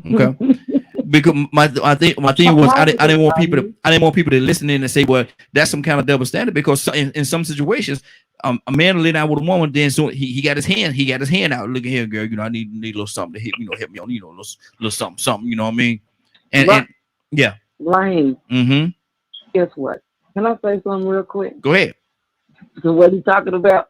Because he said if a man lay down, he got his hand out, or a woman got her hand out when they finish. Now let's think about it and be realistic about it. When a man and a woman get through, 9 out of 10, the woman is getting up, going in the kitchen, fixing some food, and now she feeds you. Don't make me a So sandwich or something. that's just some common sense stuff. So what do you mean the man got his hand out, the woman got her hand out? You need to give me some money so I can make sure Stop you got it. because you like to eat afterwards. Stop I'm it. getting crazy, y'all. Lord. But see, that's an age thing. Because I know exactly where she's coming from when she mentions that type of scenario. You know, like my man said, different strokes for different folks. We all know how we doing it and getting it done. We all know what it is and what it's not. And I think what is with younger people, they don't have these attachments. Now, I think these are, you know, you can call me what you want. Y'all can write to Raheem or whatever. This is where men and women go their separate ways, and they have different value systems about it. My problem is, and they came to me yesterday, women need to stop loving people that don't love them. Yep. That's just it's not love. You may love what you're doing, but it's not actually love at all. It's convenience. It's convenience. If it isn't love, why? And there's a difference between, like, you know, a man, you know, thing that two people enjoy that's in love. Exactly. So I like the way that story Kay mentioned, and it just made me laugh because that's old. That's kind of old school. You know, that's real old school. She probably getting up, fixing something to eat. That's funny to me. Look at go in the kitchen, girl. Make me a sandwich or something. Gonna make me a sandwich. That's more of a relationship, I think, than what we're talking about. Some people just have, you know, usually you ain't even really living with the person. You just come through there when you need them benefits. And look at I'm hungry as a motherfucker. You know, and usually a real man used to keep groceries in the house when he came by your house. Yeah, exactly. No, exactly. That's Rico, old school. Exactly. Rico, talk to me, brother. Yeah, I just listen to everybody, man. You know what I'm saying? Got a couple of perspectives a few times from people, and really it goes to show you how things evolve. You know, if you really think about it, that the reason why there is levels to the words friends with benefits is because people don't hold these words accountable for what they really mean, like friend. You know what I'm saying? Some people need to know the difference between friends and associates. You know, what makes what makes the levels is you can make it a positive thing or you can make it a negative thing. But see, the lines get blurred. And so it could be used and tossed around any kind of way, and people could use it to manipulate you. So now we have one situation where you understand friends with benefits. Key word, friends, benefits should also be reciprocated. If you really friends and it's beneficial, it should be beneficial both ways. So even if you're looking at it on the hookup, if she ain't benefiting or he ain't benefiting, one of them a side piece. Exactly. Therefore, they done got it confused. So now, are you really a friend with benefits, or are you an associate of convenience? That somebody just made it sound sweet. So, you know, when Leonard said cut buddy, that's really what it is on some ends. And see, over time, that's what it has evolved to. The lines have become so blurred on the word friends and benefits that you can be an associate of convenience, a friend with benefits. You can be a side chick, a side dude, and get nothing out to do. You just somebody they call in when they want to release their stress. Exactly. And they call you when you convenient to them. But when you want some, I gotta go over here and I gotta be over there. Yeah, I gotta be over here and I gotta go this. I can't come over there today. Oh Lord. So even when you take a hookup from it, you know, when you just put it on a regular friend level, these people that you call friend, the ones that call on you and need a shoulder cry, ooh, they do me so wrong. I lost my job. These people talk about me. These hating. I'm having trouble with my men. You get those phone calls. Mm-hmm. They, you're a friend. I knew I could call on you. I can't call it. They want to tell their intimate secrets. For sure. How they really feel about their husband or wife or whatever. Mm-hmm. But then come time for the Christmas party, Thanksgiving party, just your birthday. You don't even get a happy birthday. You get a text message. You call my phone. So you have to understand that the lines have been so blurred that a lot of what we've been calling friends with benefits ain't nothing but associates of convenience. Exactly. All that hook up and cut buddy and the thing is that it was so easy for it to become blurred is because society always finds a nice way to say things. Mm-hmm. Exactly. If you could find a nicer kind of way to say things so it doesn't come off so brash or rude, then that could be, you could say it in a nice way, and then hopefully they'll get what you were insinuating. They can read in between the lines. See, when you got to read in between the lines, it ain't cut and dry. No, not at all.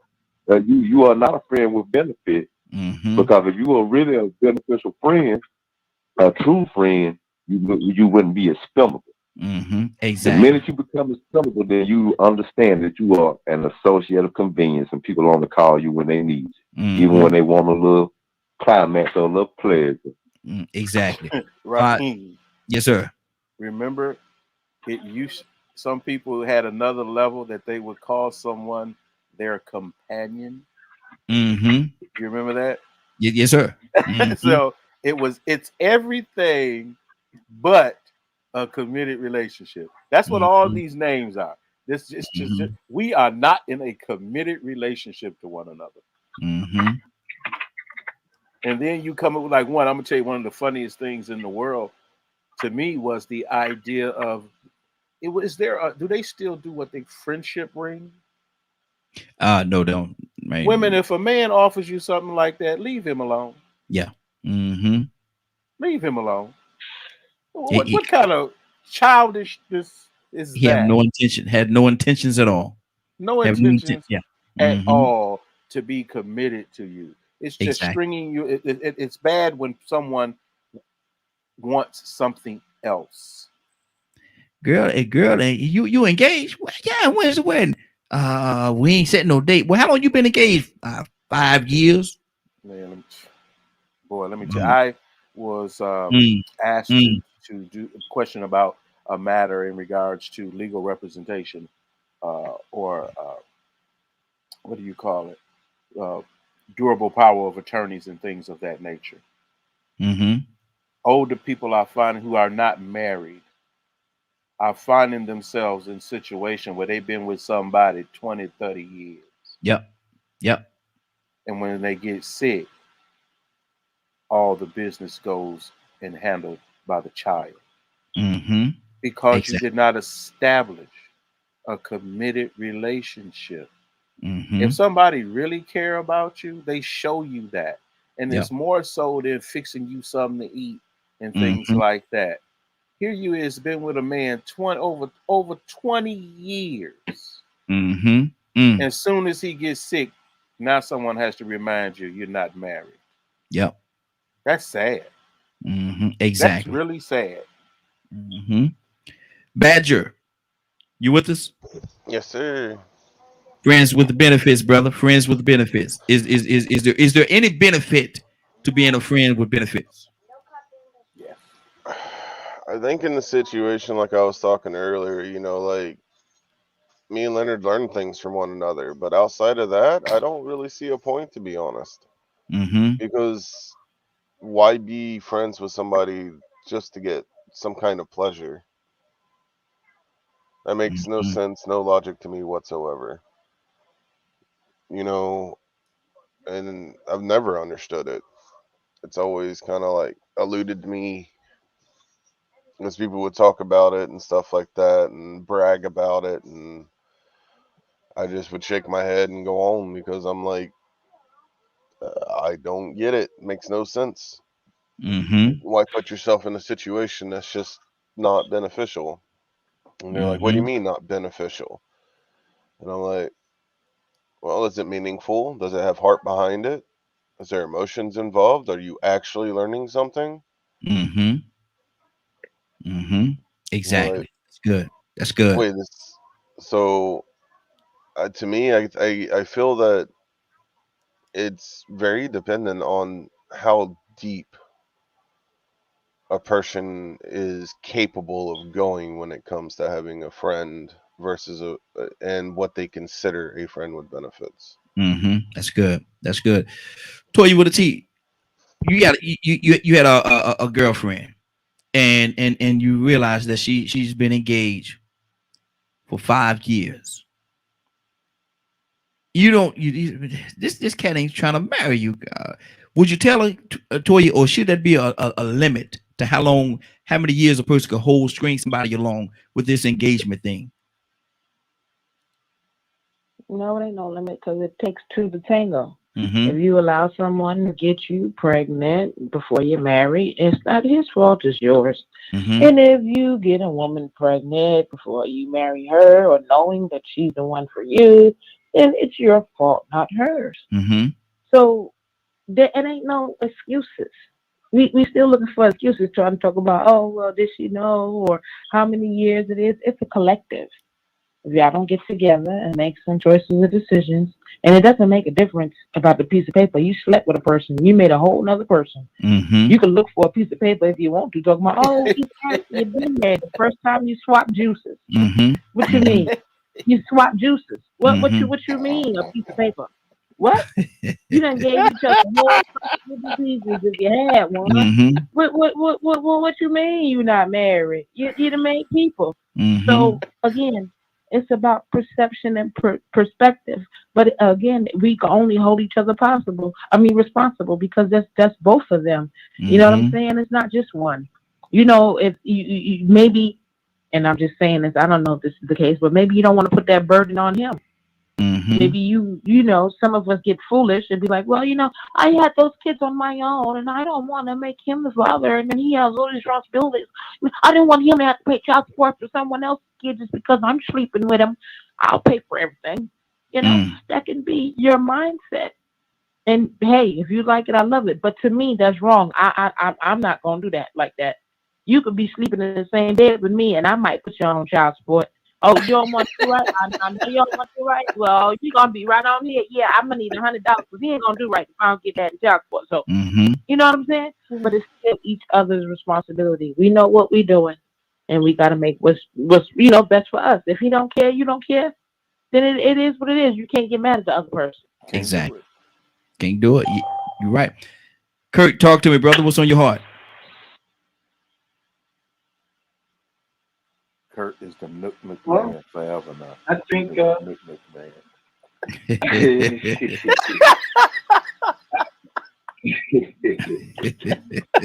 There you go.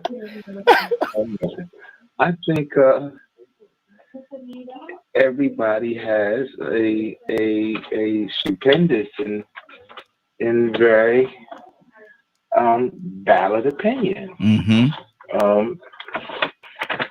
I just honestly believe, like, let me go back to something my sister Kay said, right? Because I've been in this position before. I had a young lady come to my house. She come to my house, not even realizing that she was kind of telling me her intentions, right? So I peeked the playbook, right? But she come to my house, and you know we indulge in grown folk business.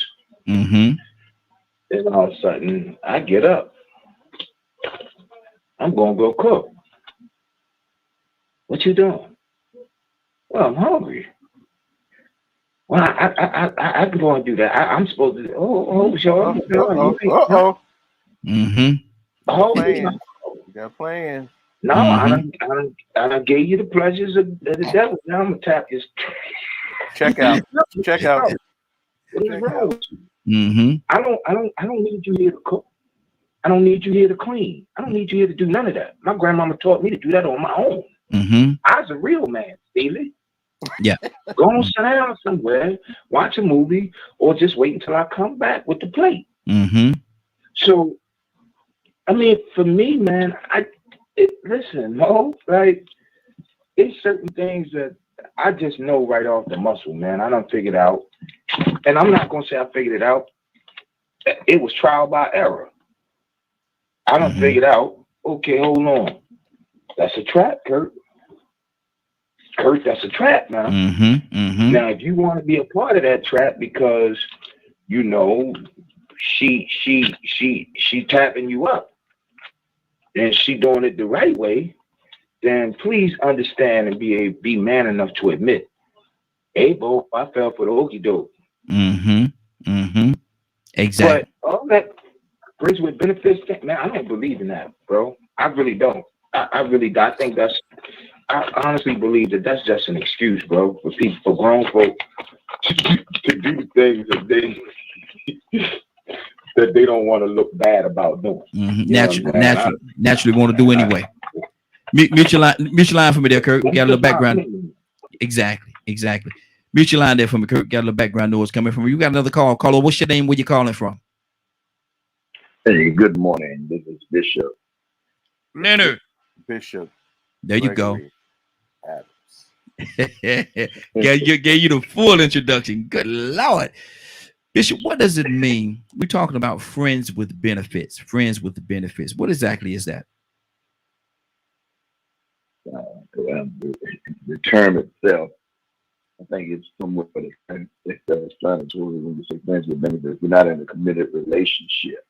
So whenever I want to relieve myself or a friend wants to be relieved, we hook up just for that purpose only.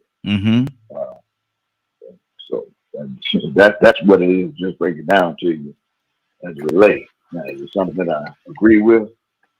No, because if somebody may start really having some affections and feelings for the person, well, with the person only want to hit it and quit it type of relationship, and then jealousy may kick in if she moves on to a serious relationship with the guy, or vice versa.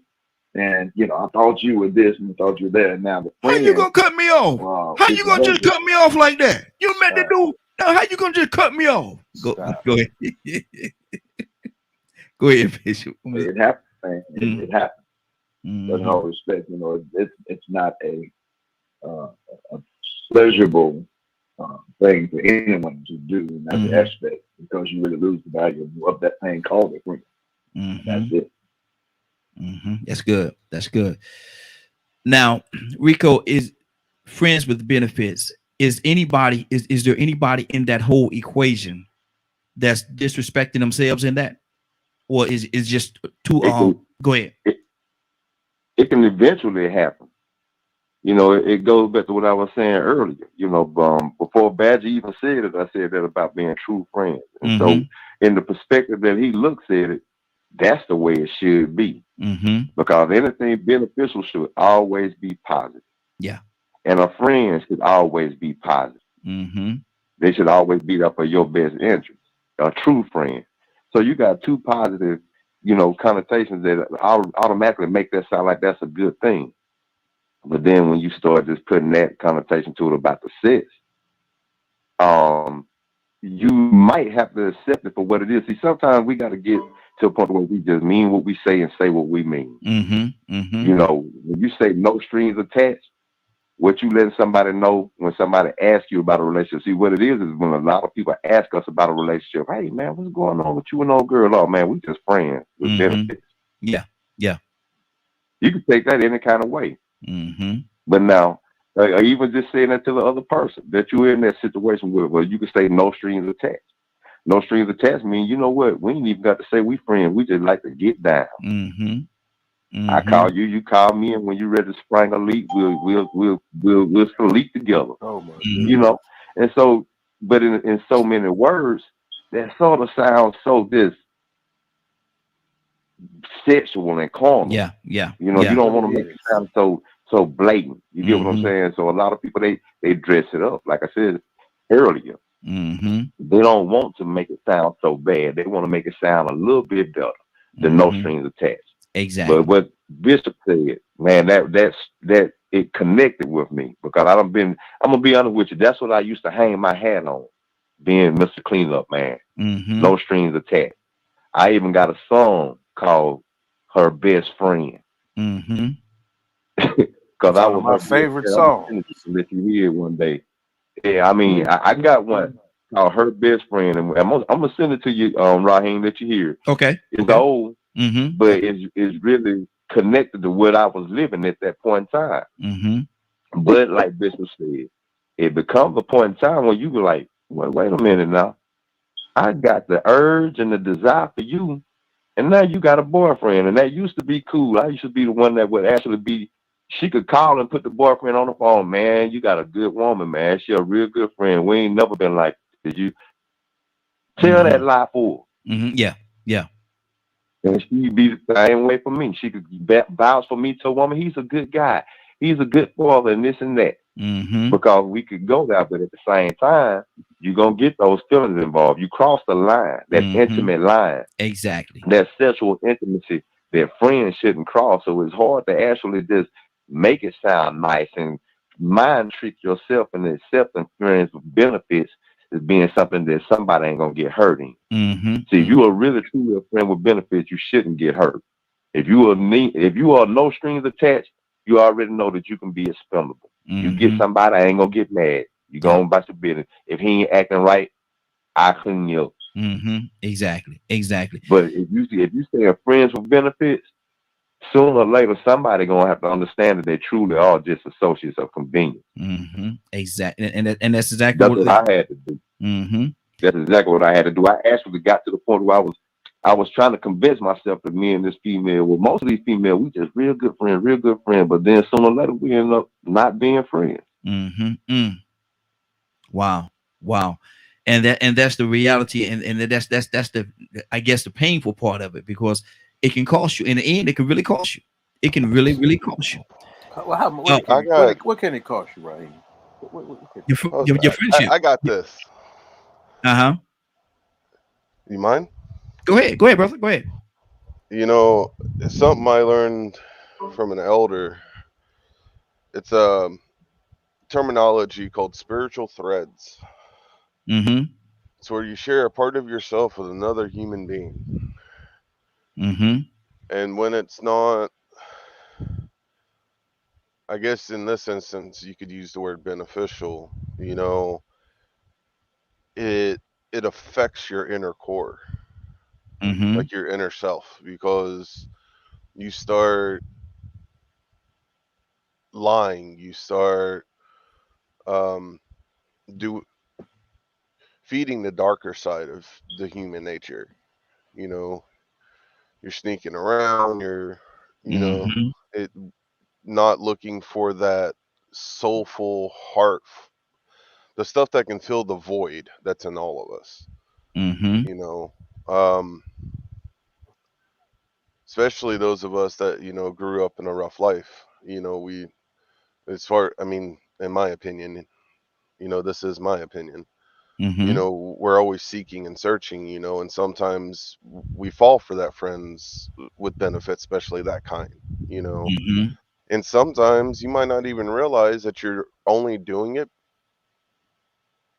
because it's part of being in a clique.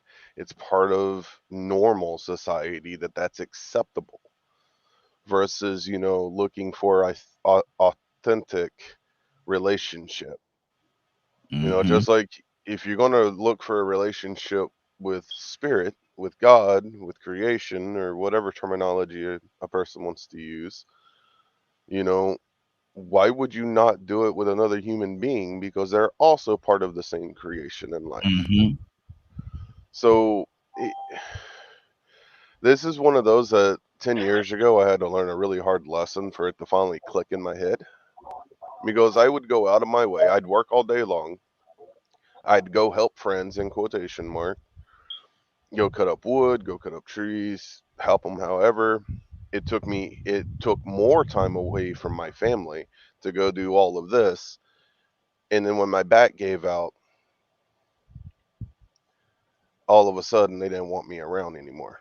Because my attitude was too much, or my opinions were too much. You know, I didn't have people to talk to anymore. You know, I was outcasted because they couldn't use my physical strength anymore. Wow. And it made me reevaluate what a friend truly is. Did it make you feel used, Badger? Well, yeah. Why would it not? Yeah. You know. However, sometimes it can take something traumatic for it to actually click in a human being's brain. I knew it wasn't right. I practically would have to twist their arm, and go, "Hey, I'm in a really bad spot. I just need someone to talk to." They would have to twist their arm. They're like, "Well, call me at like 5 o'clock today, or come over in like 3 days." And during that time, there was a lot of stuff going on in my life. And me and my wife, we were struggling with some things. Finances were a little rough, and I just didn't know what to do anymore. So, but it taught me, don't associate with people like that. Yeah. Because it drags you down. It drags a part of your being down. And it goes, instead of being around people that lift you while you're lifting them, it's 100-100. It's not this 50-50 or 25-75 relationship. It is 100-100. You're lifting each other up by sharing who you are as a human being with one another. Exactly. So in a sexual connotation, that's an even deeper relationship. And I never could understand why people think that you're not connecting to somebody spiritually when you're doing a sexual act. That is the most exposed you can possibly get. Yep. But that doesn't get taught anymore, of how important that is. So there's a lot of depth to it, depending on, I guess, how a person wants to view it. That's true. That's true. Leonard, talk to me, brother. Huh? I've always. Yes, sir. Yes, sir. I'm just so, you have to live a minute to really value and see sometimes the outcome of your choices.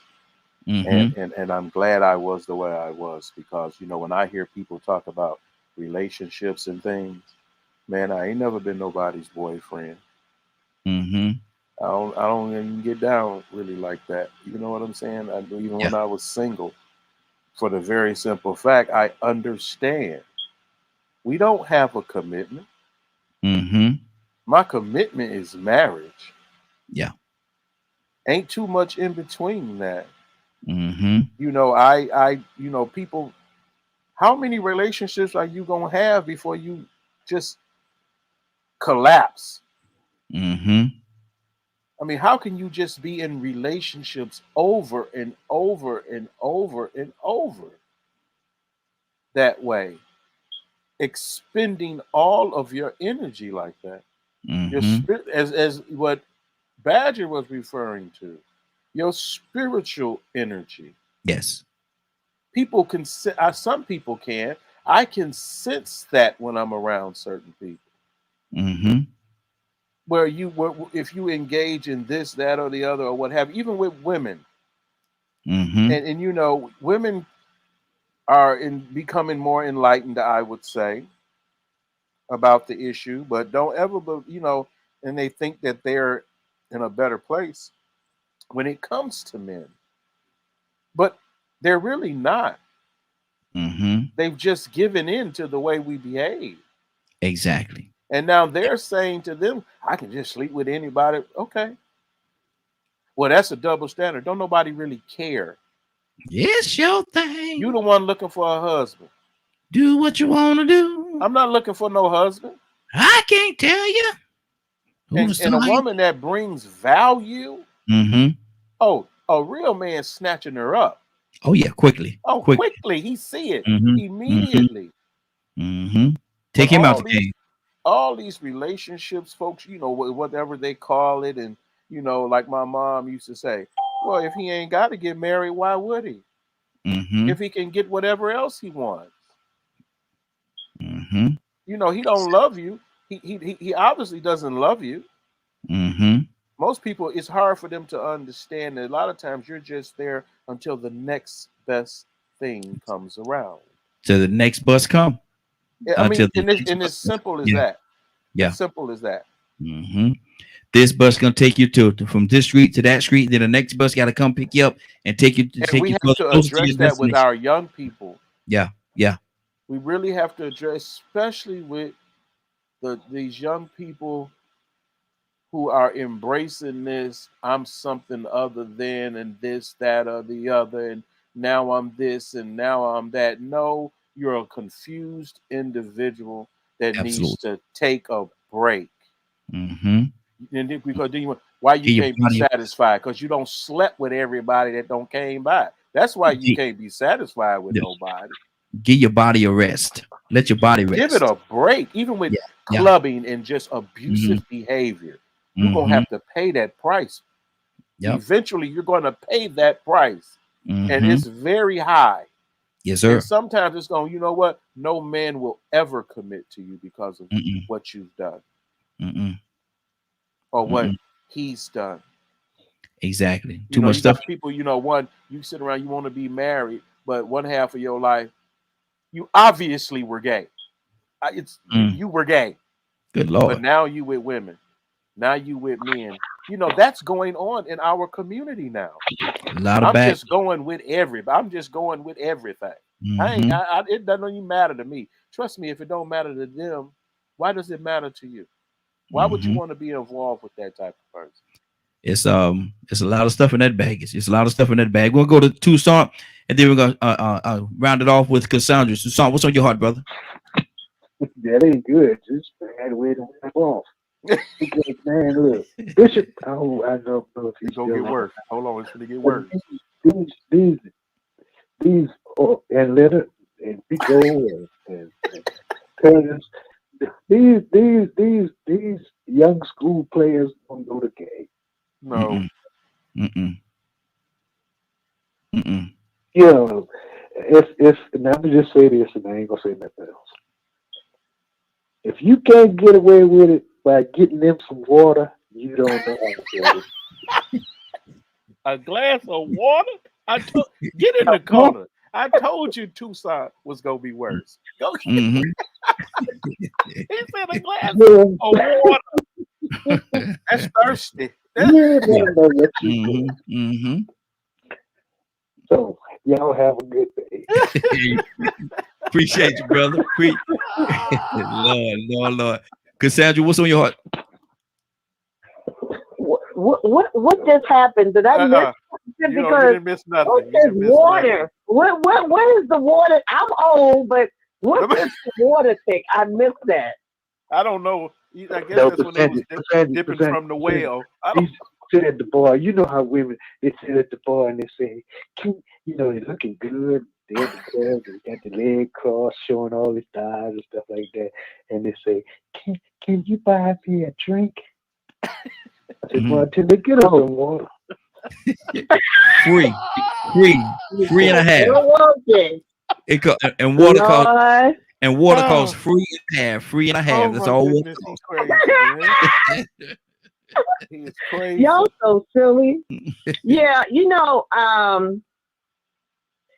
I'm grateful for a lot of the conversations that we have because I learned things like about water. I've learned something today. So I'm always learning, and thank you for introducing this topic. And just really quickly, for me, the platform thing is an issue for me, and that's why I spend so much time by myself when I'm not doing what I do publicly, because people will call me and say, I just want to connect with you because of what you're doing. That's it. I mean, you understand what I'm saying? Yeah. And I know that in my heart that the only reason is because I have all of these different platforms available to me and people want to get on the bandwagon. So I have to protect my own self because that's what they consider friends with benefits. And I consider that using a lot of times. It's people that have tried to use me, but thank God for discernment because now I see them when they come in. So, and I know how to maneuver around that. Exactly. VP, what's on your heart, brother? You said a key word there. Yes, sir. VP. Just for the end of the day, just be careful when you're dealing with people. Because Rico out here telling the secrets. I was like, oh man, Rico was one in the same. He's spilling the beans, brother. We kept, because you may feel like you're using people, but they be using you just the same. Mm-hmm. So if you got, I was that type of person who was, I wouldn't say the cleanup man, but I was Mr. Second boyfriend, and I was so I guess I did have friends with benefits. To be honest, I like to tell the truth. So you got, when you're in a relationship with somebody and people are hitting you up just to talk, just to get something off their chest, or to reminisce about something, you have to remember the benefit that's coming from it from their end, but not so much on your end, which Badger was putting up. Because most of the time, these people who are calling you have these soul ties, are connected. So they have a reason to keep connecting to you until you learn that it's trash, because they let you go. Yeah. And for some reason, because of the physical enjoyment that you get from it, be it in a mental state or actual physical, then you lose all reasoning to know that you're in a better place, because the devil will remind you of the good times way before you can see the ones in front of you. So exactly. Hey, Rico out here telling all the secrets. Rico spilling the beans. Rico, he said you spilling the beans, brother. Man, I ain't in the game no more. I need to sell it. You gonna do us? We the nice guys that we don't want to talk about. You gonna do the Steve Harvey? No, I ain't gonna do like Steve, man. Steve Buster, man. Yeah, I got you. Write a book. Sandra said something key though. Because Sandra said a key word. She said you got to have discernment because of the fact that the line has been blurred with the friends with benefit term. Like even VP came right back and said we were both friends with benefits, but in the reality, we were only associates of convenience. Exactly. And it took for us to go through something to realize that. Badger, he was a friend. He was an associate of convenience with people that he thought were his friends. He thought they were very beneficial to him, but when his back went out, he was expendable. Therefore, he was an associate of convenience. So, Cassandra said that we got to learn how to discern when people really and truly do value us. Exactly. Are we really beneficial to them in a sincere way, or are we just convenient for the time being and expendable? Because if you are expendable, you weren't really a friend with a benefit. You were just somebody that they needed at that point in time. Yep, that's true. That's good. That's good. Friday, anything on your heart, sis? Whose name did you call? Yeah, over with the vet. We had to bring the dog up because he acting like he want to die. Oh, so okay. I'm gonna put him on the side of the road. I pay $100. And start acting like you better. Lord. A woof or something. Exactly. better figure it out. Let me go to K with the E.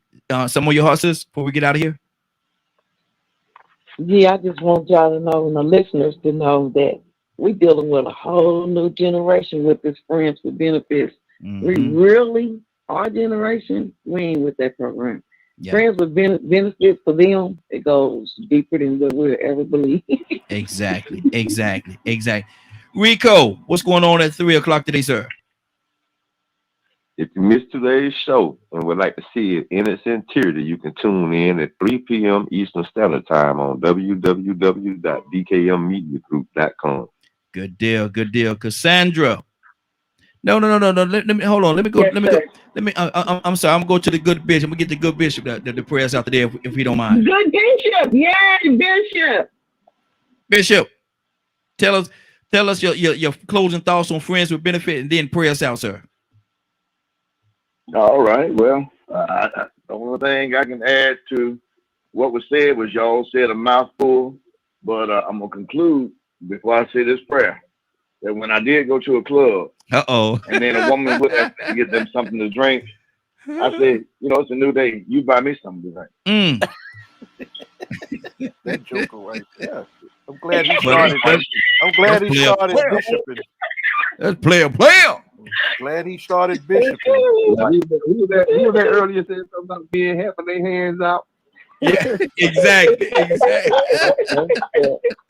Bishop, I just tell y'all it's a new day. It goes deeper than that. Bishop, it's a new day. You buy me a drink. We're gonna pray. Heavenly Father, go ahead. Let's say something before I pray. No. Go ahead, brother.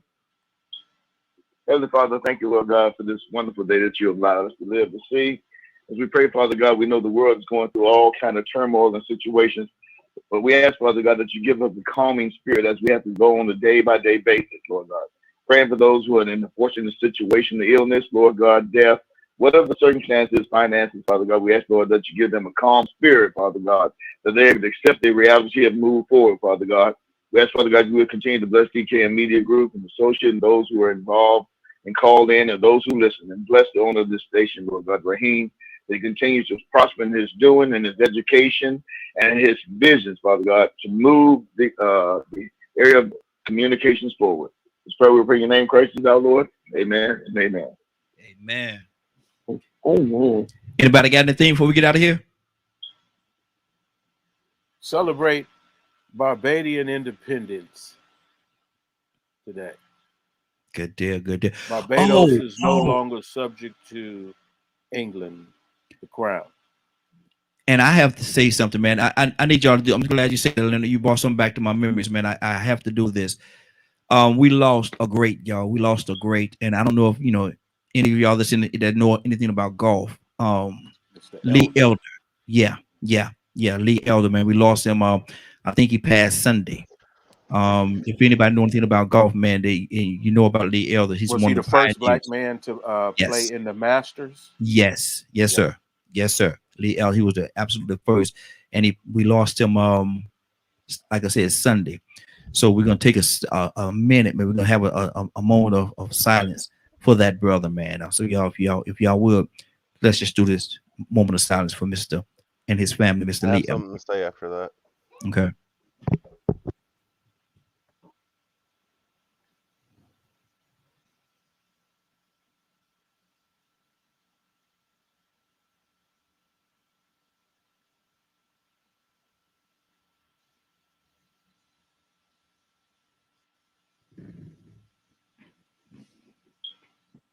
Thank you. Definitely appreciate it. Bad, you had something you wanted to say? Yeah. I don't know how many people know about what's been going on with Jim Carrey the past couple years. But I would definitely recommend some people going to check that out. I think it might open up some eyes. Or at least hope so. Okay. He's gone through and a lot of it actually is kind of around the topic for today, to be honest. Learning he was playing a character instead of being who he really was. Wow. I have to look into that because I don't know a lot about that, so I really can't comment. It's your YouTube video. Okay, good deal. Let me take a look at it. What did he say? About who? Jim Carrey. Jim Carrey. What happened to Jim Carrey? Go check it out. There's a whole lot of videos on it. Get in a nutshell. In a nutshell, pretty much what happened with Jim Carrey is he realized that he was playing a character based on his past, and he was playing the character of Jim Carrey, and he ended up eventually learning, that it was so centered around whatever expectations that he manifested into being this comedian all the time and forgetting about all the other things that are important in life. And he went through a drastic change of realization and stuff like that. And some people are asking if he actually went crazy because they're not understanding the transformation and all that kind of stuff. But a lot of Hollywood actually dislikes him now because he's just been very out there. He covers topics like Illuminati, about how being out there, you have to behave a certain way. you know, or act a certain way, or there's certain expectations that you have to fulfill, and just learning how to be real. Mm-hmm. Mm-hmm. And there's a lot of videos and things like that. You can literally just Google Jim Carrey going crazy, and that pretty much will pull up everything about what's been going on with him. Mm-hmm. Wow. Wow. Cassandra, you wanted to say something? It's almost like it's an awakening going on with those guys, because Will Smith did one too. Yep. Where he read a letter to his children, pretty much telling them that he hadn't even been the real him with them, that nobody knew who the real him was. And so now he's in that journey of rediscovering himself and exposing the real Will Smith. So, you know, if you want to check out Will Smith, he got one too. So, you know, it's some type of awakening going on. You know, it's always an awakening going on, but, you know, many of the people, you would be amazed at the people that we have on a pedestal and that we hold in high regard, that their words mean something. They're finally realizing and letting us know that, man, we've been feeding y'all a character. And y'all been characters too. We all been programmed. Cassandra. I have a nephew that went to Hollywood, Mm-hmm. and he was in that TV program. I can't never remember the name of it. Grey's Anatomy. He was in there. He starred in like one of their episodes, whatever. But when he came back home to us, first of all, his daddy and mama had to go down there and get him before they put him in a mental hospital. And he said he refused to live his character because who he was. He got to still be who he is. And like, he can't live that life and he can't be that. He came back like just really, he still ain't all together right now today. And he only was there for 6 months of Hollywood acting, and he's a mess. Wow. And I got another nephew that's into Hollywood and out there in the set. He's still out there. And he said, "Aki, these people they live in a character. They're not being who they really are." And now I'm seeing it. And he told me this 3 years ago. And now I'm seeing it unfold in front of me, that these people been like Will Smith was being his characters. He wasn't being him. Jim Carrey was being who he supposed to play as and forgot to be who he really was. Exactly. And now it's hitting them in the face that y'all are not these people. You are still human, and you still you're a character only because that's your money. They just got off into their money, and now they don't know what to do with themselves. Okay, let me do this, Cassandra. And there's a terminology that's used where they say that a person get caught up in their character, and they go so deep. They tell you, you know, you can go as far as you can, but don't jump over that ledge, because once you jump over that ledge, it's almost impossible to come back. I think the guy from that played the Joker, I think he went over that. He jumped over the edge. He went too deep into the character, and he was not able to bring himself back. Do you know that terminology? I'm not sure of the clinical terminology for it, but I know that it happens a lot. And I want us to remember that. Do you realize that comedians are a group of the most depressed people on the planet? Yes. Especially the ones that are extremely famous. Many of them will tell their story. When they tell their story, they are some of the most depressed people on the planet, and their whole life is spent making other people laugh. Think about that. They spend their life making other people laugh, but they're in depression and suicidal. You know, Robin Williams killed himself. I mean, it's a whole bunch of them that have lost their minds or killed themselves. Despite all of the fame, the money, all of that. That's why we have to focus on being who we are, because that money will not do it. You know, the fame will not do it. Be your authentic self. That's all you got. That's all you got. And see, a lot of time, people don't have. This show people gonna don't, go on and on, man. Yeah. But I got one thing I want to say to that, because she made a point about the comedians killing themselves. Most people don't understand that comedians are funny sometimes when they don't try to be. So a lot of times, if you ever listen to Eddie Griffith and Dave Chappelle, the reason why they're giving so much good social commentary is that, you know, some of them do go to school for it. Don't get me wrong. But I'm pretty sure all of us have met people that just are hilarious and funny for no reason. They just, even the demeanor and the expressions that they have on their face are funny. So when they're expressing their anger, or I ain't gonna even say rage, but frustrations, sometimes the way they deliver it is funny. Yeah. And so we'll laugh and we'll think they're telling a joke because of the way they said it was hilarious, but really and truly they telling you, man, listen, I'm frustrated. I'm sick of seeing this stuff. And they on stage telling you what they're sick of seeing, but the way they deliver it is funny, so they might as well make money off of it. They're successful and they make people laugh. But deep down inside, these are true issues that they recognize. Exactly. And let me say this, and I'm gonna go to Leonard and we're gonna get on out of here, man. Because Rico, you're right. We'll be here. It'll be 12:30, 2 o'clock, man. We still be sitting here. We'll be talking. But Leonard is a comedian. People don't know that. But Leonard is a comedian as well. So what do you say to that, man? Well, I think of it. A lot of it is very true, and you have to have a grasp on it before you go too far. The death of Robin Williams was very, very significant to me because I truly loved Robin Williams and his energy. And all my life, I had watched that energy. And I said to myself, it is impossible to be on like this all the time. And I always tell people, I don't worship people. Because they're just people. I don't care what you're doing.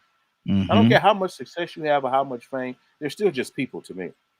Exactly. So, you know, it's very different. And like, say, for instance, I stopped going on stage primarily at one point for the very simple fact that when I was looking at professional comedians and I realized that as a professional comedian, you have to be funny on cue. The show must go on. And I learned about true professionalism from Cheryl Underwood.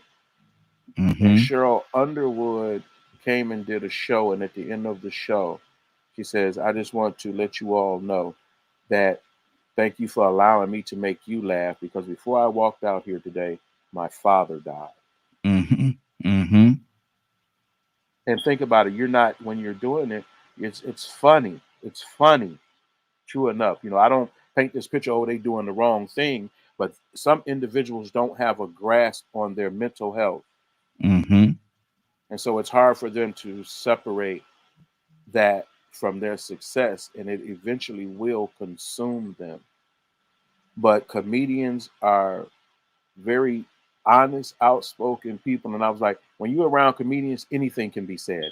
When you're in a green room, these people that you meet, they're usually very different types of people, but everything is funny. They crack a joke about everything because that's how they deal with what's going on. You know, they make people laugh. And even today, I'll probably watch 20 stand-up comedians today alone. I watch stand-up comedians all the time because it's to see the genuineness of it. And how you get to a point where it makes people in the audience, gives you a little peek at that critical thinking, even though it's funny. But everything ain't funny to everybody. How great was Dick Gregory? He was excellent because he was a well-rounded individual. He had a grasp on funny and reality and what was going on in the world. And if you see it because of what he did and who he was. I've spoken with Dick Gregory on so many occasions, and he's always the same cool guy. He'll walk up on you, behind you, and say, excuse me, bro, and just keep going about his business. He may be dressed like a bum. But one of his things was, I'm trying to do something for my people. And that's what he always put first. And that's why he was always around us and among us with protests and things like that. And at anything, he could just walk right up and sit on stage if he wanted to, because he had a grasp on who he was and who the world was. And he was working, even using the comedy, coming up from the days of segregation, and using the comedy to bring even black and white people together. So he was making something out of himself for a better purpose. Some people just funny, they're just doing tricks, like a Jim Carrey. That brother's so wide open, so artistic. You know, his paintings are very excellent. But the tragedy in his life and things like that, it's great to see him say, you know what? They tired of people just making money off of them. But when they get sick and something happens, there's no one there for them. Because see, your purpose for them is to use you and make money. If you're not doing what they want you to do, they don't have a safe place. Exactly. So take that into consideration with your own lives. Some people are y'all kids playing characters.